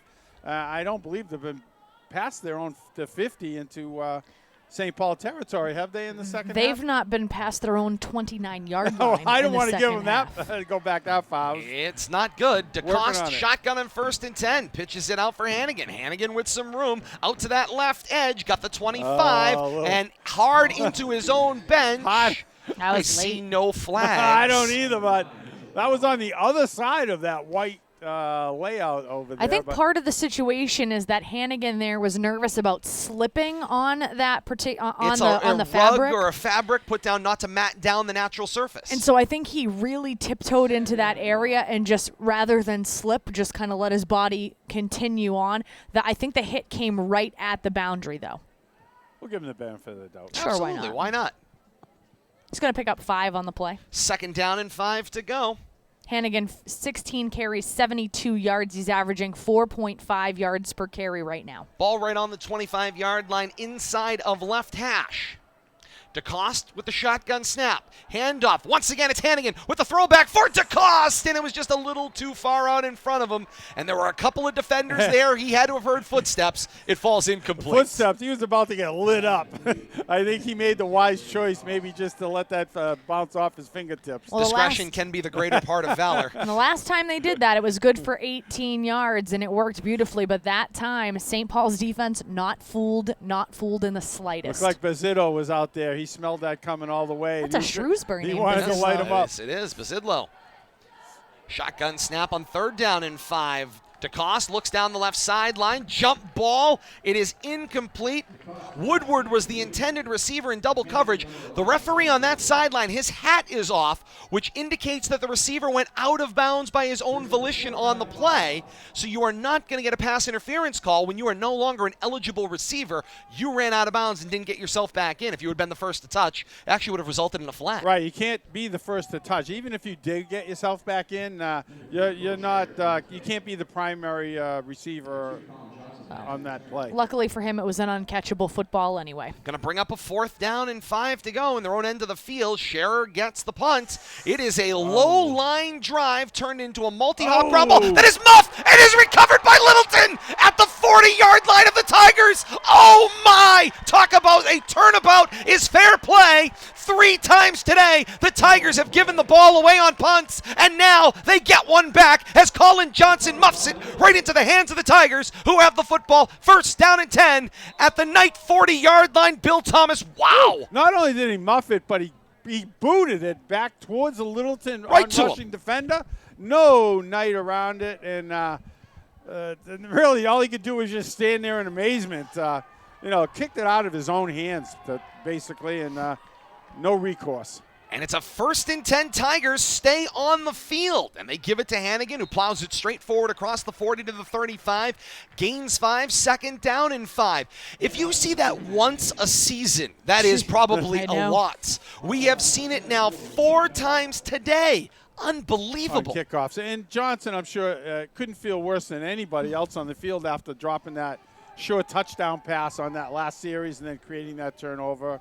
Cost his team if Zavarian and St. John's are listening to this, they should be practicing with their hands teams. Indeed, they should. Hannigan gets the 2nd down and 5 handoff, takes it across the 35 to about the 33, gains 2 more. It'll be 3rd down and 3 to go. Unfortunately, Johnson was like a shortstop waiting for that extra hop, but it skipped instead of hop. The next thing you know, it bounced off his foot. He had no chance.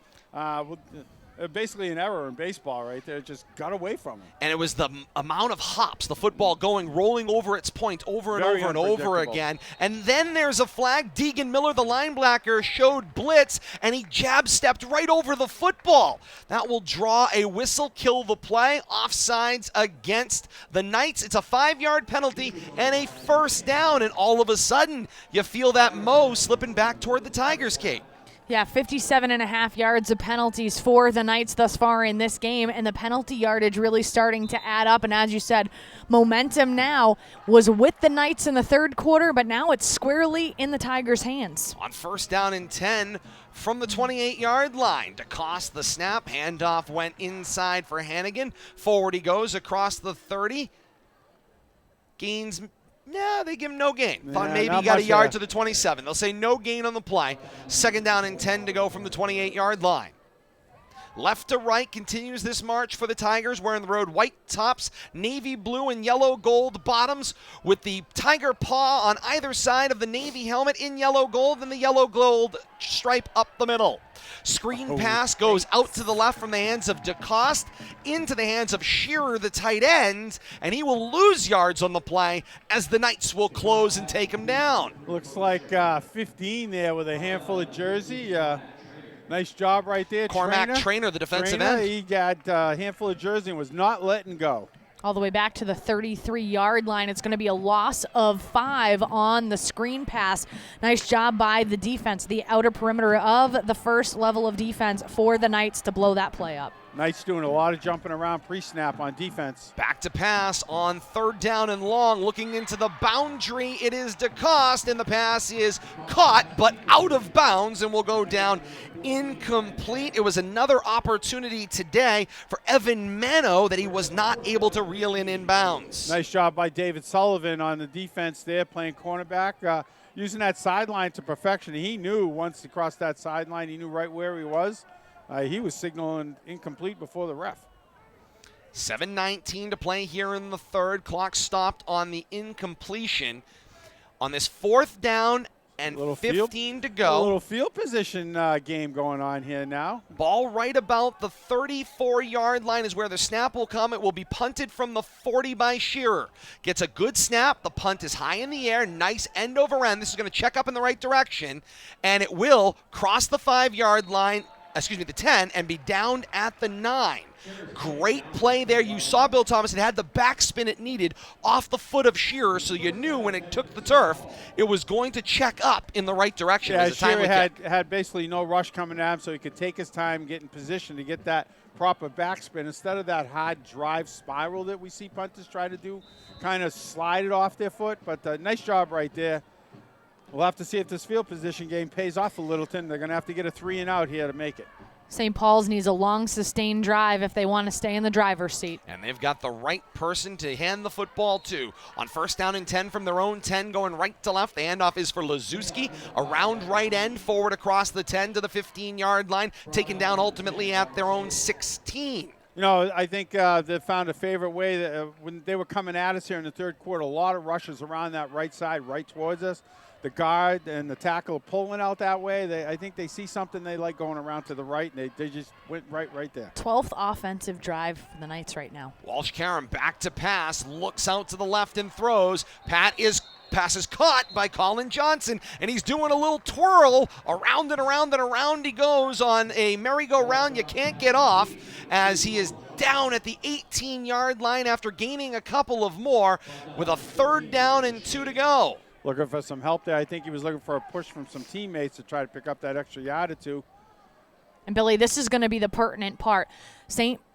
Paul's is going to have to be perfect on 3rd downs in order to keep possession of this ball to move the clock, and they are not going to do it. Under 6 minutes to play here in the 4th and final quarter.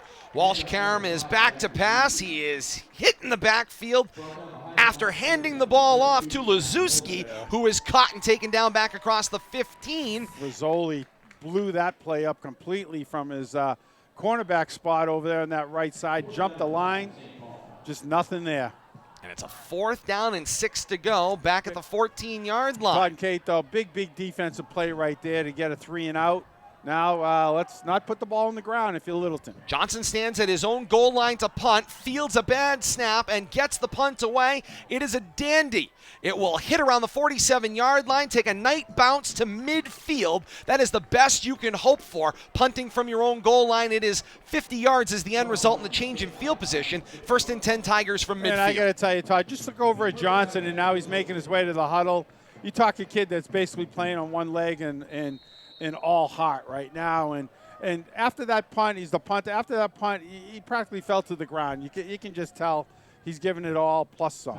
Timeout taken on the field by Littleton. 5:17 to play here in the 4th. St. Paul 15 and Littleton 10, Kate. I wanted to talk about this timeout because it really is imperative that Littleton's offense understands the game plan from this point forward. You have 50 yards to go in order to get to pay dirt. They want to get that touchdown. They need to get that touchdown in order to be able to get back on top in the ball game. But they also have 5 minutes and 17 seconds left of game clock. So they need to have the best of both worlds. They need to take both time off the clock and they need 6 or 7 points. They have to get into the end zone in order to be able to get back on top in this football game. So you have a situation in which you have to convert on 3rd downs. You need to get positive yardage. And most importantly, Bill Thomas, you have to take care of the rock on every single play on offense that you have from here on out. Well, I think the key is you got to get some 1st downs. Littleton hasn't shown that they're a big strike team. Right. You know, they've been getting their yardage in small chunks. You're getting 1st down. So we'll have to see. You know, they got to work that clock. I think they still have at least 3 timeouts. But they don't want to give St. Paul too much time either, but you can't play to worry about how much time. You got to play to score and then play defense. And I love the atmosphere here. Great crowd on hand, and I see a melodica that has come out down on the field. The band director is playing the keyboard that you can blow into and leading his very own band down there as well. A melodica. Had to grab that one out on Google to get that one in there. Bill Thomas, you mentioned the amount of 1st downs that Littleton has or has not gotten. Only 8 1st downs in the entire football game for the Tigers thus far. They're going to need more than a couple more unless they have a big strike capability, but they've got 50 yards to go in 5 minutes and 17 seconds to do it. 1st and 10 from midfield out of the timeout. The handoff was to the motion man Shearer. Wraps around the right end, but he's going to be hit behind the line and taken down for a loss on the play. He'll lose 2. Guess who?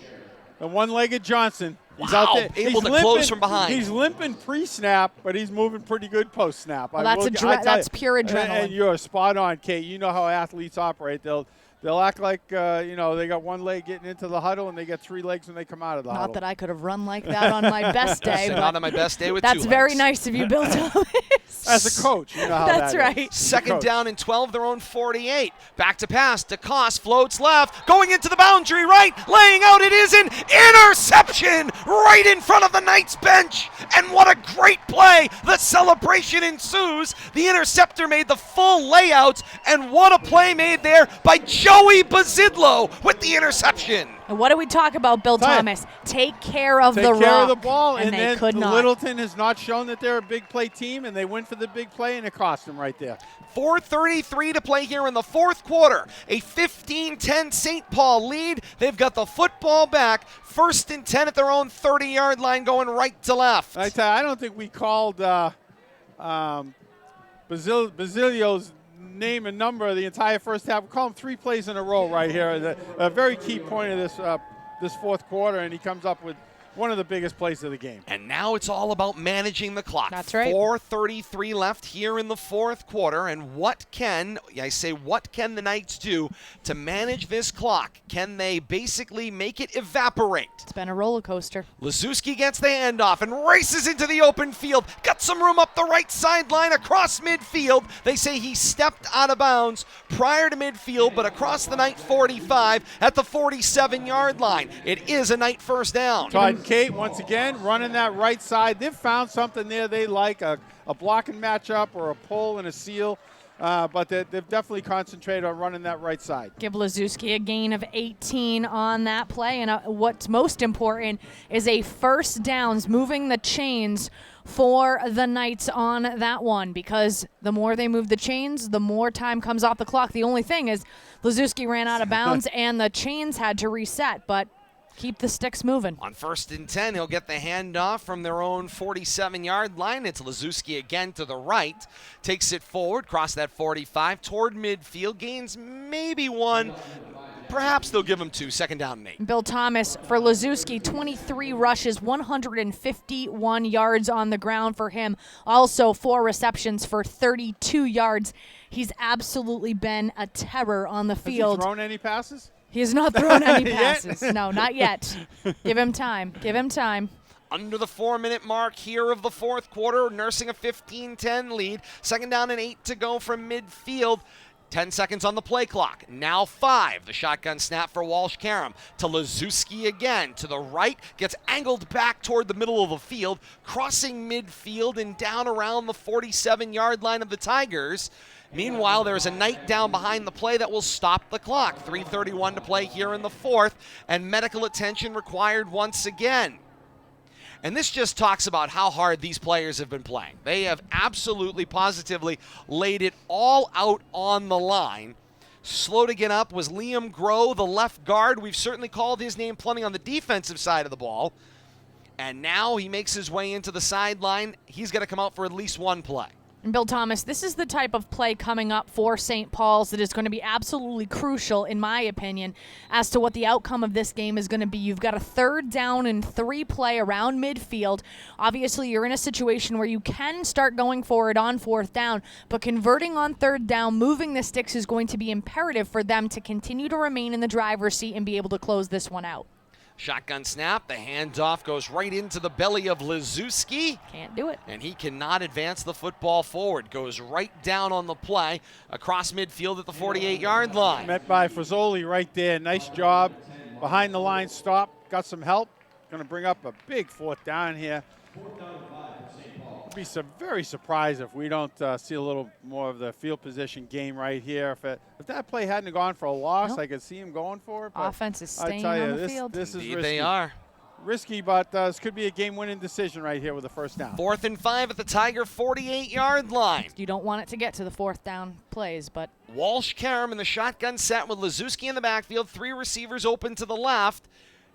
5 seconds on the play clock. They try a hard count. Now the flag comes out from the back judge. they'll They're going punt to take now. the delay of game. I think they did. Yeah. It was a field position maneuver here. They don't want to put the ball into the end zone for the touchback. They want the punt to come up short, but they want to pin them as deep as possible. and they were seeing if the defense was going to jump, because Had they done so, they would have had enough for the first down. So it's a situation where you go out there, the delay of game penalty is not going to truly penalize you in any significant fashion, so they can very conservatively see if they can get the first down without having to snap the ball, or now you're pushed back just 5 more yards and you're able to now pin Littleton down close to their end zone and force them to drive the ball all the way down the field. Woo! Snap to Johnson, standing at his own 35 to punt. He got the punt away. It was near blocked on the play. Great layout there from Max Hannigan. Meanwhile, the ball heads downfield on a line, crosses the 30, continues to roll on about 1 million bounces across the 25, and will be down right about the 20-yard line. So the drop back probably worked out for them in the end. Either way, they end up with Littleton with the ball, 1st and 10 at their own 20-yard line, going left to right with 80 yards in front of them to win the football game. But Bill Thomas, they need a touchdown in order to be able to do it. And at only 2 minutes and 18 seconds to go those 80 yards. And once again, they've struggled showing that they can come up with a big play. We'll have to see that. Work that go a couple of times. Maybe you can get a flag. Maybe you can get something in the receiver's hands. 15-10, St. Paul's lead. Here we go. 1st down and 10, Tigers, their own 20-yard line. And the handoff is for Hannigan, who finds some room across the 25. Then the 30, keeps going on an angle across the 35 and out of bounds. At the 38-yard line, it's a gain of 17. And that's the kind of first down carry you needed. You get out of bounds and stop the clock. 8 seconds off the board. You've got 1st and 10, and you've now made it 17 yards closer to where you got to get to. And when you got a smart player like that, you got to put the ball in his hands. You know he's looking at that sideline. He's not going to let himself get tackled in bounds, if he has anything to say about it. So we'll have to see who they go with. On 1st down and 10 from the 40-yard line. It's Hannigan again. Try the left side this time. Races out across the angle. Got the 40 toward the 45. Got angled out of bounds there. Let's see where they advance the football to. 44-yard line. Gain of 4. 2nd down and 6. Ran a long way to only get credit for 4 yards, but did get out of bounds and stop the clock. 7 seconds came down off the board. 2:03 left here in the 4th quarter. And you can see Hannigan trying to scamper out of bounds in order to be able to stop that clock. But regardless of what hash mark you're on, it's a long way to get to that boundary, so time is ticking off the clock. 2nd and 6, handoff for Shearer this time. He was the motion man. He reaches forward toward that 45, maybe the 43-yard line as he heads into the boundary, and a nice leap at the conclusion of that play there. That was Mitchell Doncourt, who had to hop over a chain that's protecting the visitors' dugout. But Bill Thomas, 6 seconds off the clock for 1 yard gain. Yeah. Right now you can see the Littleton game plan. It's take the ball and run directly to the sideline and get as much yardage as you can. Yeah, you're right. And take 5-6 seconds Spot off the on. clock, and that's it. And maybe they can bust something up the middle and use a timeout, but you can't keep getting these short yardages at the sacrifice just to get out of bounds. 3rd and 4, they tried the hard count. They didn't get it. Now they look toward the sideline. What does Coach Mike Lynn in his 20th year send in to DeCoste at the quarterback spot? Here's the snap on 3rd down and 3. Hannigan gets the call. Forward he goes across the 45 to the 44-yard line. That is not going to be enough. It'll be 4th down and about 1.5 yards to go. There's no thinking here. Your offense stays on the field. There is no tomorrow. 1:40 to play here in the 4th and final quarter. Trailing 15-10. St. Paul on top of Littleton. Todd and Kate, there's no thinking here, but they can't take these timeouts home and use them next game. I don't know why they're not calling timeout. Get the team together and let's get on the same page right here. They need a yard in order to convert. 4th and 1 yard out of a shotgun. Hannigan gets the handoff. He's caught in the jersey. Spun away from a defender, but it slowed him down enough. He's hitting the backfield. Turnover on downs. It's night football. Liam O'Coin, the defensive end, makes the key play. The ball goes back to the Knights. Looks like 15 Cormac Trainer in there too, and I got to question that, Todd and Kate. I hate questioning high school decisions, but you're not going to use those 3 timeouts your next game, and I think that the Littleton should have maybe slowed down there a little bit. Most important play of the game, and they're trying to shout instructions in from the sideline. Didn't work out. Did not. 1:16 to play here in the 4th quarter. 15-10, St. Paul on top of Littleton. Knight football, they are a couple of clean snaps away from winning this one. 14th offensive drive for St. Paul. I've never gotten this far down on my stat sheet before. I'm glad I have this last row of offensive drives. And Coach Mike Donovan, he would like to talk things over. He'll take a timeout. 1:16 to play here in the fourth quarter, up 15-10. He needs safe snaps. 40-second play clock, remember, here in high school football. You're a couple of snaps away, probably 2, from finishing this football game, but you need them clean. And this has been a wild ride, so those 2 snaps are not in the books as of yet. It has been just chaos here from time to time. We've had fits and spurts where things have gone, nominal for the most part, but then we've had entire swaths of time where balls are going back and forth and possessions are going back and forth. I mean, you don't get to 14 offensive drives in a high school football game without some wildness going on. And only scoring 15 points. That's right. But we've seen some problems on that center to quarterback exchange out of the shotgun. Why wouldn't we? Not to say that we might not see one more, a couple more snaps, and I'm sure Littleton is just itching to get their hands on the ball at any time that if St. Paul happens to mishandle one of those snaps. 1:16 to play here in the fourth quarter. Coming out of the timeout, St. Paul 15, Littleton 10. This was a 10-0 Littleton lead at halftime. Third quarter, 15 unanswered points for the Knights. Can they improve to 4-2? 2 snaps between them and a win today. The handoff for Liszewski. Takes it to the left of the formation. Advances the football forward to the Tiger 40-yard line. Timeout. Littleton going to start taking timeouts now. Try to preserve the clock. 1:09 left here in the fourth quarter when the timeout was taken. It'll bring up a 2nd down and 7 to go. Liszewski now 26 carries, 158 yards of rushing offense for him alone in this game. He has really put the rushing attack on his back and just carried it across the finish line. And in earnest, it's been all second half for these Knights because the first half looked pretty abysmal. So whatever conversation went on during halftime while you and I were talking to the administration from the school, whatever halftime conversation was going on the field for the Knights, it certainly has been working. The question is, for the next minute and 9 seconds, can they execute the game plan of snap ball, hold on to ball, and get across the finish line? And look at the crowd partying along with the pep band from St. Paul. What a view here. What a great afternoon. First of 2, second game coming up at St. Paul and Littleton. Now St. John's and Xaverian later. That's going to be raucous. Under the lights right here at Polar Park in Worcester. Second game kicks off at 6:30 tonight. Still time for you to come on down and be a part of it. Bring your smart-enabled device. Pass the link around. More action to come exclusively here on RFM Audio. The handoff goes straight up the middle of the field in the hands of Liszewski. Quick whistle once again stops the clock. 6 more seconds come off the board. That's Littleton's third and final timeout. 1:03 left here in the fourth quarter. 15-10 St. Paul's lead. It's essentially 1, maybe 2 more snaps because Littleton's been able to extend the football game. You're right. And Liszewski on the last 2 plays has been able to pick up 6 total yards. So right now it's going to be a 3rd down and, oh my goodness, 4. 3rd down and 4. 2 they're showing on the board. Well, that's more than 2 yards. It sure looks like it from our angle. Just trust me. I always do. I always do. That's more than 2 yards. It's going to be a 3rd down and 4 to go for St. Paul's. And right now, in my estimation, the obvious play, the safest play, continue to give it to number 5 in your running back. Give it to Liszewski. Tell him to hold on to that thing like it's your own child.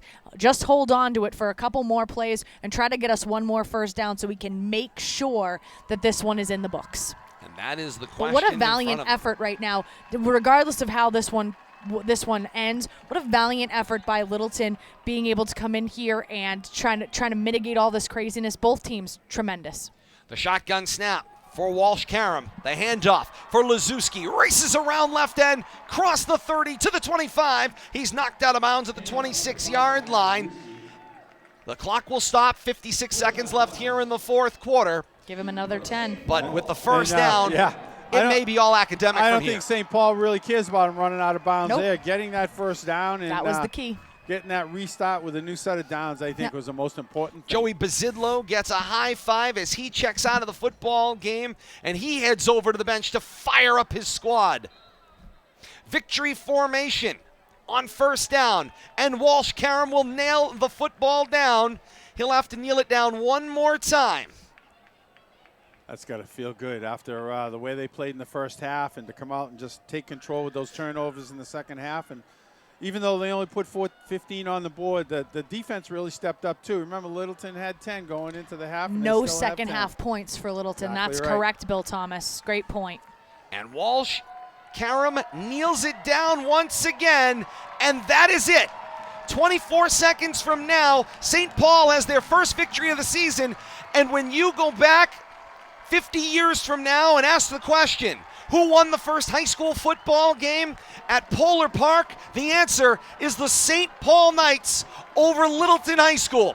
15-10 the final score on the back of 15 unanswered third quarter points. You know, the people that complain that they didn't invite all Worcester schools here, they kind of got their wish with a Worcester school winning the first high school game here. So I think in the end, everybody's got to be happy. 15-10 St. Paul downs Littleton.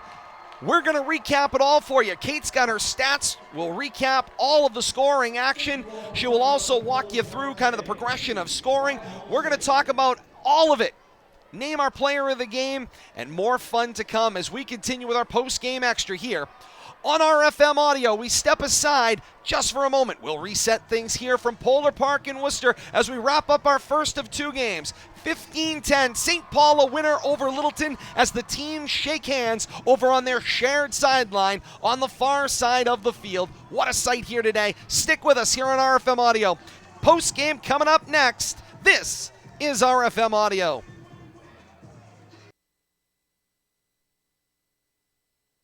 High school is more of a social thing than it was an academic thing. Even though all these years have passed, I still had that longing to have my diploma. At age 30, Carissa finished her high school diploma. If you're even considering getting your high school diploma, you can do it. No one gets a diploma alone. If you're thinking of finishing your high school diploma, you have help. Find free adult education classes near you at finishyourdiploma.org. That's finishyourdiploma.org. Brought to you by the Dollar General Literacy Foundation and the Ad Council. America, your children have an amazing superpower. They can help save lives by not having play dates. That's right. By replacing get-togethers with virtual play dates and video chats, they can help slow the evil spread of germs. And if your superheroes do go outside, make sure they continue their superhero wing by staying 6 feet away from others to protect everyone in America land. Find out more at coronavirus.gov. A message from the CDC and the Ad Council.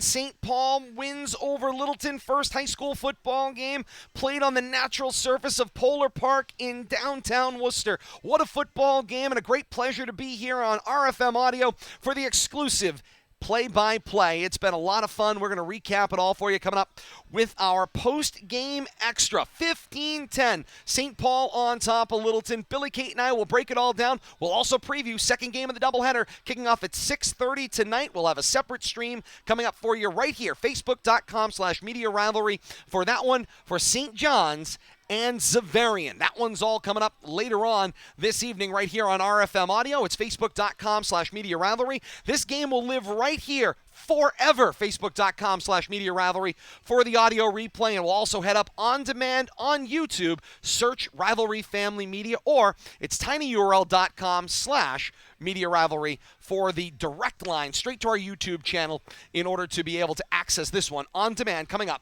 at the conclusion of this one. Kate's crunching those final numbers, getting everything ready for our post-game extra coming up next. 15-10, St. Paul over Littleton. You stay with us. More to come. This is RFM Audio. COVID-19 vaccines become available, you may be asking yourself, should I get it? Will it help me get back to doing the things I love, like meeting friends or traveling? And can I do it without putting my family at risk? You've got questions. That's normal. So visit getvaccineanswers.org for the latest information on the COVID-19 vaccines. Getting back to the moments we miss starts with getting informed. It's up to you. A message brought to you by the Ad Council and the CDC. Hey everybody, it's time for today's STEM tip. Want to know how to make your selfies even better? Okay, let's use science. The best time for photos is golden hour. That's the moment right before the sun sets, when the atmosphere scatters blue and violet wavelengths, making perfect, soft, and golden selfie light to show off that beautiful face of yours. Click. Check out Chic and STEM for more inspiration. A message from the Ad Council.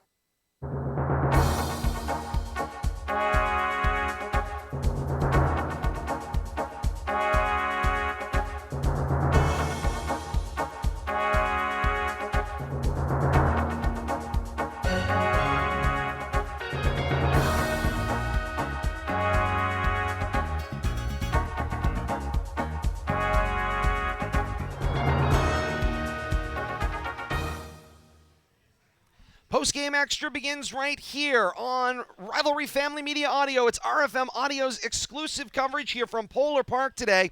Todd Robbins, Bill Thomas, Kate Robbins, and you throughout the day. It's been great to have you along with us here at Polar Park. First high school football game in the history of Polar Park goes the way of St. Paul. 15-10, the final score, and the Knights pick up a win here at Polar Park today. What a football game we were treated to here as we saw this one down on this converted AAA baseball surface, now a football field today. Holy Cross a winner yesterday, St. Paul a winner in the first one today. St. John's and Zavarian on deck. They kick off at 6:30. Coming up here on RFM, we'll be with you for the countdown at 6 o'clock. Time now for Kate Robbins' post-game recap. She'll walk you through all the stats and scoring numbers. Kate, a lot of excitement, big numbers here. Special teams certainly figures in a lot of this. The number, sheerly, of balls that were caused via turnover on kicks, whether they be punts or kickoffs, staggering, and they were made to count by both teams scoring points on offense. Well, and the thing to keep in mind, normally, if you take a look, when we're taking a look out on Twitter or we're taking a look at the various newspapers here in central Massachusetts, when you take a look at big scores in the 40s or in the 30s, you know that there's a lot of offensive excitement. In this case, this 15-10 ball game today had a whole boatload of excitement. The only problem is that almost half of the excitement, the scoring excitement, got wiped off the board by penalties. So you would think, oh, it was a penalty-laden game. Well, not necessarily either. It was almost as if the laundry only came out on the big plays that ended up negating touchdowns in some instances. So all sorts of interesting little nuances to this game. Scores taken off of the scoreboard because of those penalties. But then on top of that, you have strange change of possessions on kickoffs. It was a wild ride. So although it was a 15-10 final and there's not going to be a ton of yardage on either side of the ball, it was certainly one for the history books, not simply because of the fact that we have this fantastic venue and it was the first football game, the high school football game played here at Polar Park, but even more importantly, just because it was such a wild ride out on the gridiron out there. So let's take a look at the final stats for this game. The most pertinent statistic of them all, St. Paul's Knights win the game 15-10. And the biggest part about that 15-10 victory, 15 unanswered second half points for St. Paul's. They're able to absolutely shut down Littleton's offense in the second half. Littleton not able to score in the second half, and St. Paul 15 unanswered points, all of their points, in fact, coming in the second half for the Knights. So let's get to the numbers themselves. Once again, a 15-10 victory for St. Paul's. Let's take a look at Littleton's total numbers, team totals first. 201 total yards of offense for the Tigers. 70 yards coming courtesy of their passing game. 131 yards on the ground and 52 offensive plays for Littleton. 9 first downs on the day, and they had the ball for 23.5 minutes. If we take a look at the Knights side of the ball, 275 total yards of offense, 97 yards passing, 178 yards rushing for the Knights in 62 plays on offense, 11 first downs on the day, and they had the ball for 25.5 minutes. Now let's take a look at Littleton's side of the ball. Individual notable statistics. Their rushing attack spearheaded by Max Hannigan, 23 rushes, 104 yards total on the ground for Hannigan. He averaged 4.5 yards per carry. The other fun thing, he also was 1 of 2 passing on the day for 18 yards passing. He also had 17 yards receiving. He was in all 3 offensive categories on his own. Talk about quite a triple threat player in his own right is Max Hannigan for the Littleton Tigers. Cody Shearer had 4 rushes for 6 yards. Shearer also with 4 receptions for 35 yards for the Tigers. And Brady DaCosta out of the quarterback position. He was able to have an 18-yard reception on the day. Also, he had 21 yards rushing on 4 rushes, and he was 6 of 15 passing with 52 yards passing as well. His long was for 25, so he also a triple threat for Littleton today. And not only that, he even makes Julian fries. Funny. Let's take a look at the scoring for Littleton on the day. Both of their touchdowns came in the second quarter. Their first score of the day came with 3 minutes and 30 seconds to go in the second quarter. It was the 23-yard field goal by Cody Shearer, so put that stat on the board for him as well.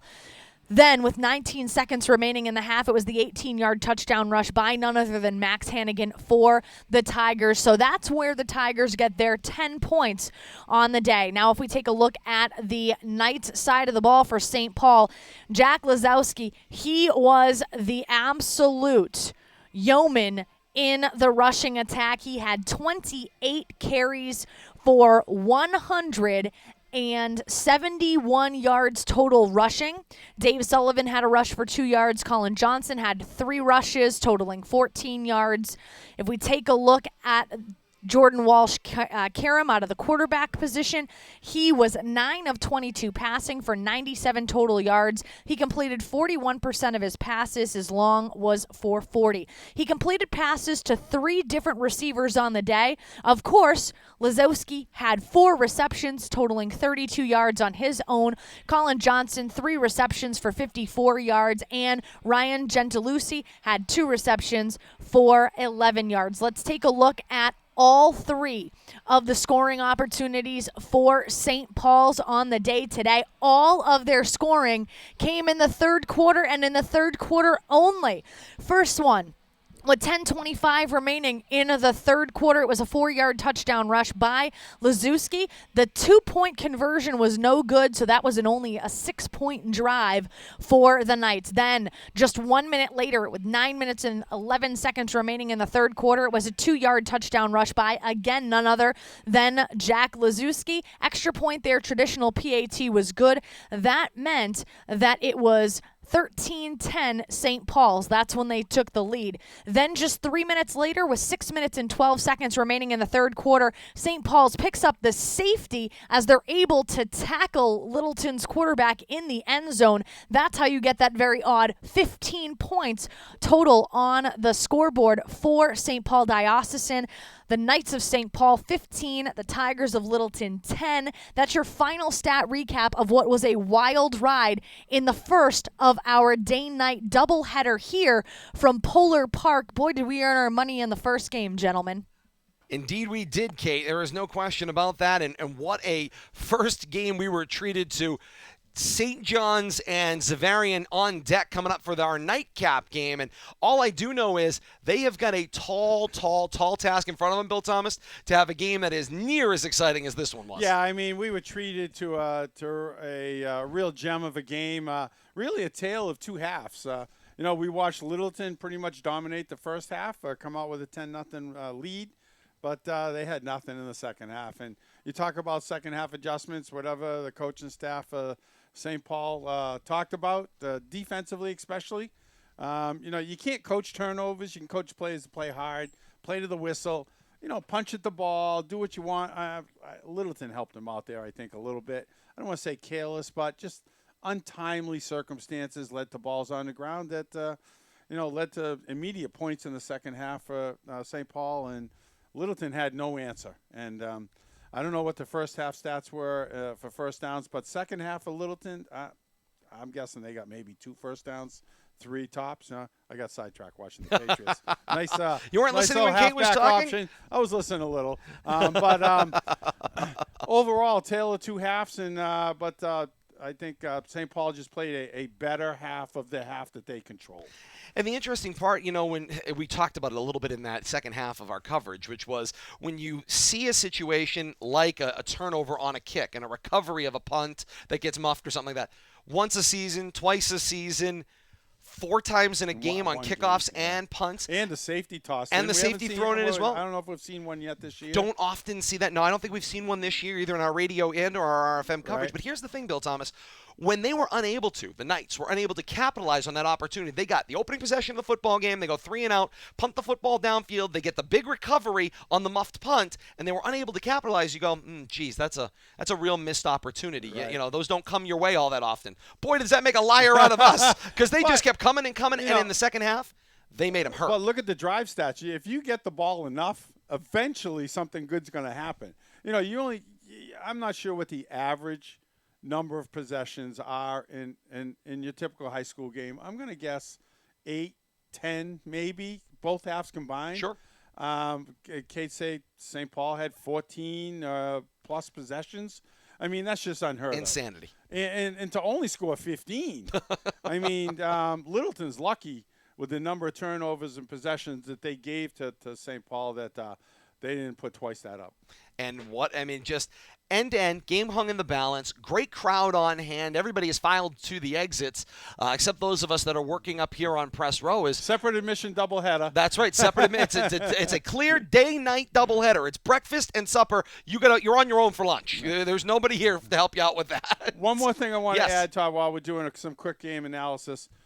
Littleton, to their credit, played about as tough a defense for the pressure that their defense was put under. Especially in the second half. Yeah, they gave up 15, but they very easily could have given up 30. Sure. And they kept the defense, I don't want to say single-handedly, but a few defensive stars.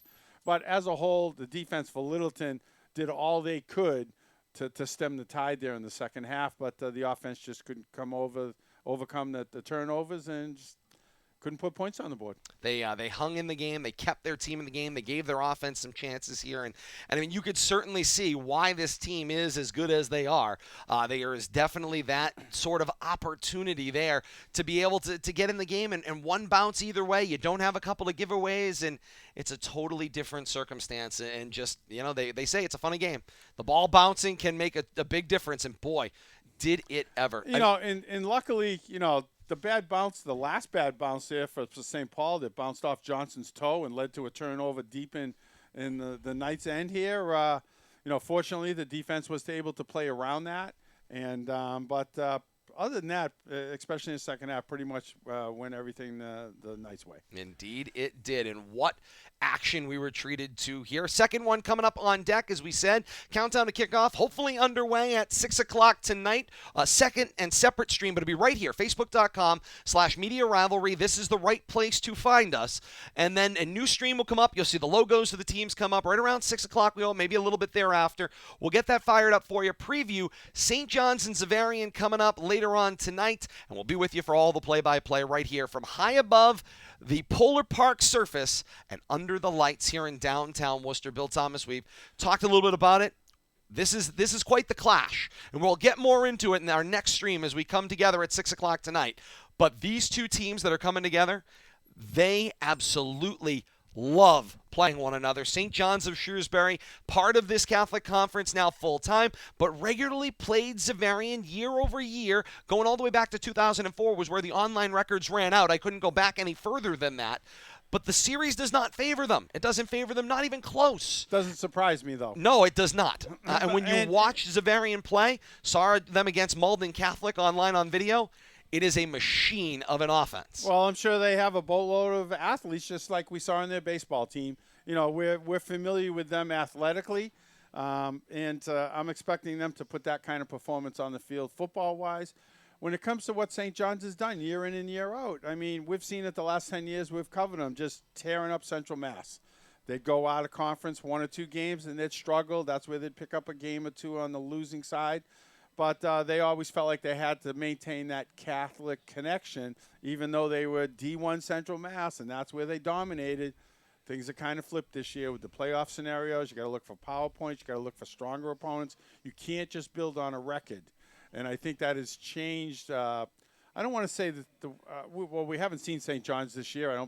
No, we have not. I think we were going to do a game, but yeah. we didn't.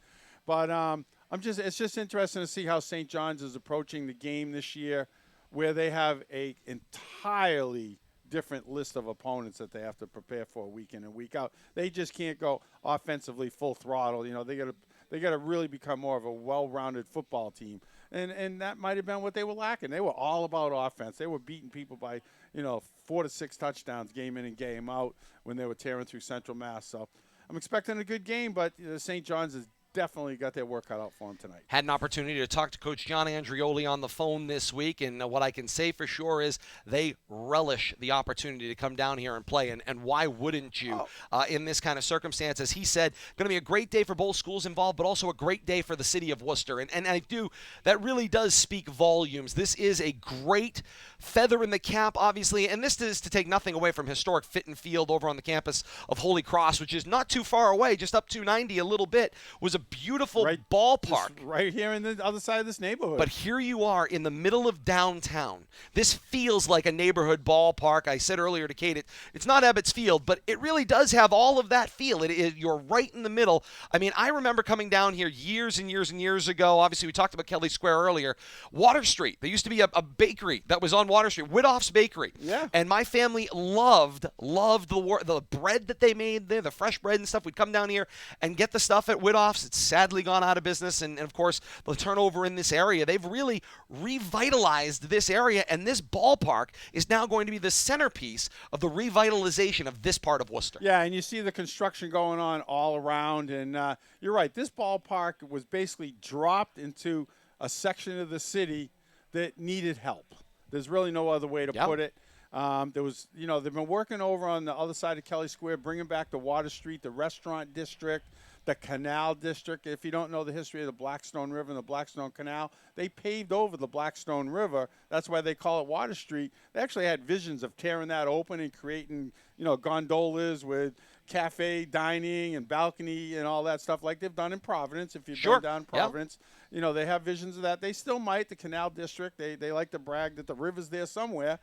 But they've just expanding out of that small footprint of what they were trying to do on canals, with the canal on Water Street, just to really revitalize this whole Kelly Square, Green Street, Madison Avenue, construction everywhere. And I tell you, what a shot in the arm for the city. And it's just a stone's throw from where the hockey team practices in the same neighborhood. I tell you, Kelly Square, for some reason, just attracted these sports teams. Sports bars now are also becoming part of the neighborhood. And you travel around, if you've been out of this neighborhood for, say 2 to 3 years, you're going to think that you wouldn't even recognize it. No, it is absolutely incredible. I mean, I had not been down here yet to a ball game this year, just hadn't got the opportunity to come down, and it's absolutely amazing. And what they've done here at the park, I've been to a number of the baseball games they had, and if you're a Worcester person, there's certain amenities about Worcester. Wonder Bar Pizza over on Shrewsbury Street, they have a place. Coney Island Hot Dogs has a stand downstairs. BT's Barbecue in Sturbridge has a spot up on the right field wall, the monster wall. I mean, you talk about blending in the local flavor. Table Talk Pies, huge presence here. And it's just the city and the ballpark and the owners have really come together to make this a Worcester-centric ballpark, and I think that the fans are going to really come to appreciate it. The timing with the health issues and stuff is kind of slowed down, I think, the advancement of what people will come to appreciate here. But I'm telling you, get out here and watch a ball game, anything. I mean, if they're going to have Pop Warner football here or they're going to play Little League, just come here and watch a ball game and enjoy the amenities and just take it all in. That's about all I can say. It has been a really great opportunity to be here for Game 1. Game 2 coming your way on deck later on this evening for your planning. Again, 6 o'clock approximately thereof, our countdown to kickoff. Kickoff scheduled for 6:30 under the lights here on the natural surface here at Polar Park, and we are looking forward to that right here. Facebook.com/Media Rivalry for the RFM audio play-by-play. We're looking forward to that one as well. Hope you enjoyed our presentation of game number 1, a 15-10 St. Paul victory over Littleton. St. Paul improves their record to 4-2. Littleton falls to 3-3 in action here through 7 weeks of high school football in Central Massachusetts. So much more to come. We say thank you so very much for being a part of this one, and come on back and join us again for the nighttime edition, Game 2 of our coverage coming up in just a little while. We look forward to having that one for you here on RFM as well. For the moment, for Bill Thomas and Kate Robbins, I am Todd Robbins, saying thank you so very much for joining us for once again the final score. St. Paul 15 and Littleton 10. More to come. You stay with us. We'll talk to you this evening at 6 o'clock. This has been RFM Audio. So long, everybody.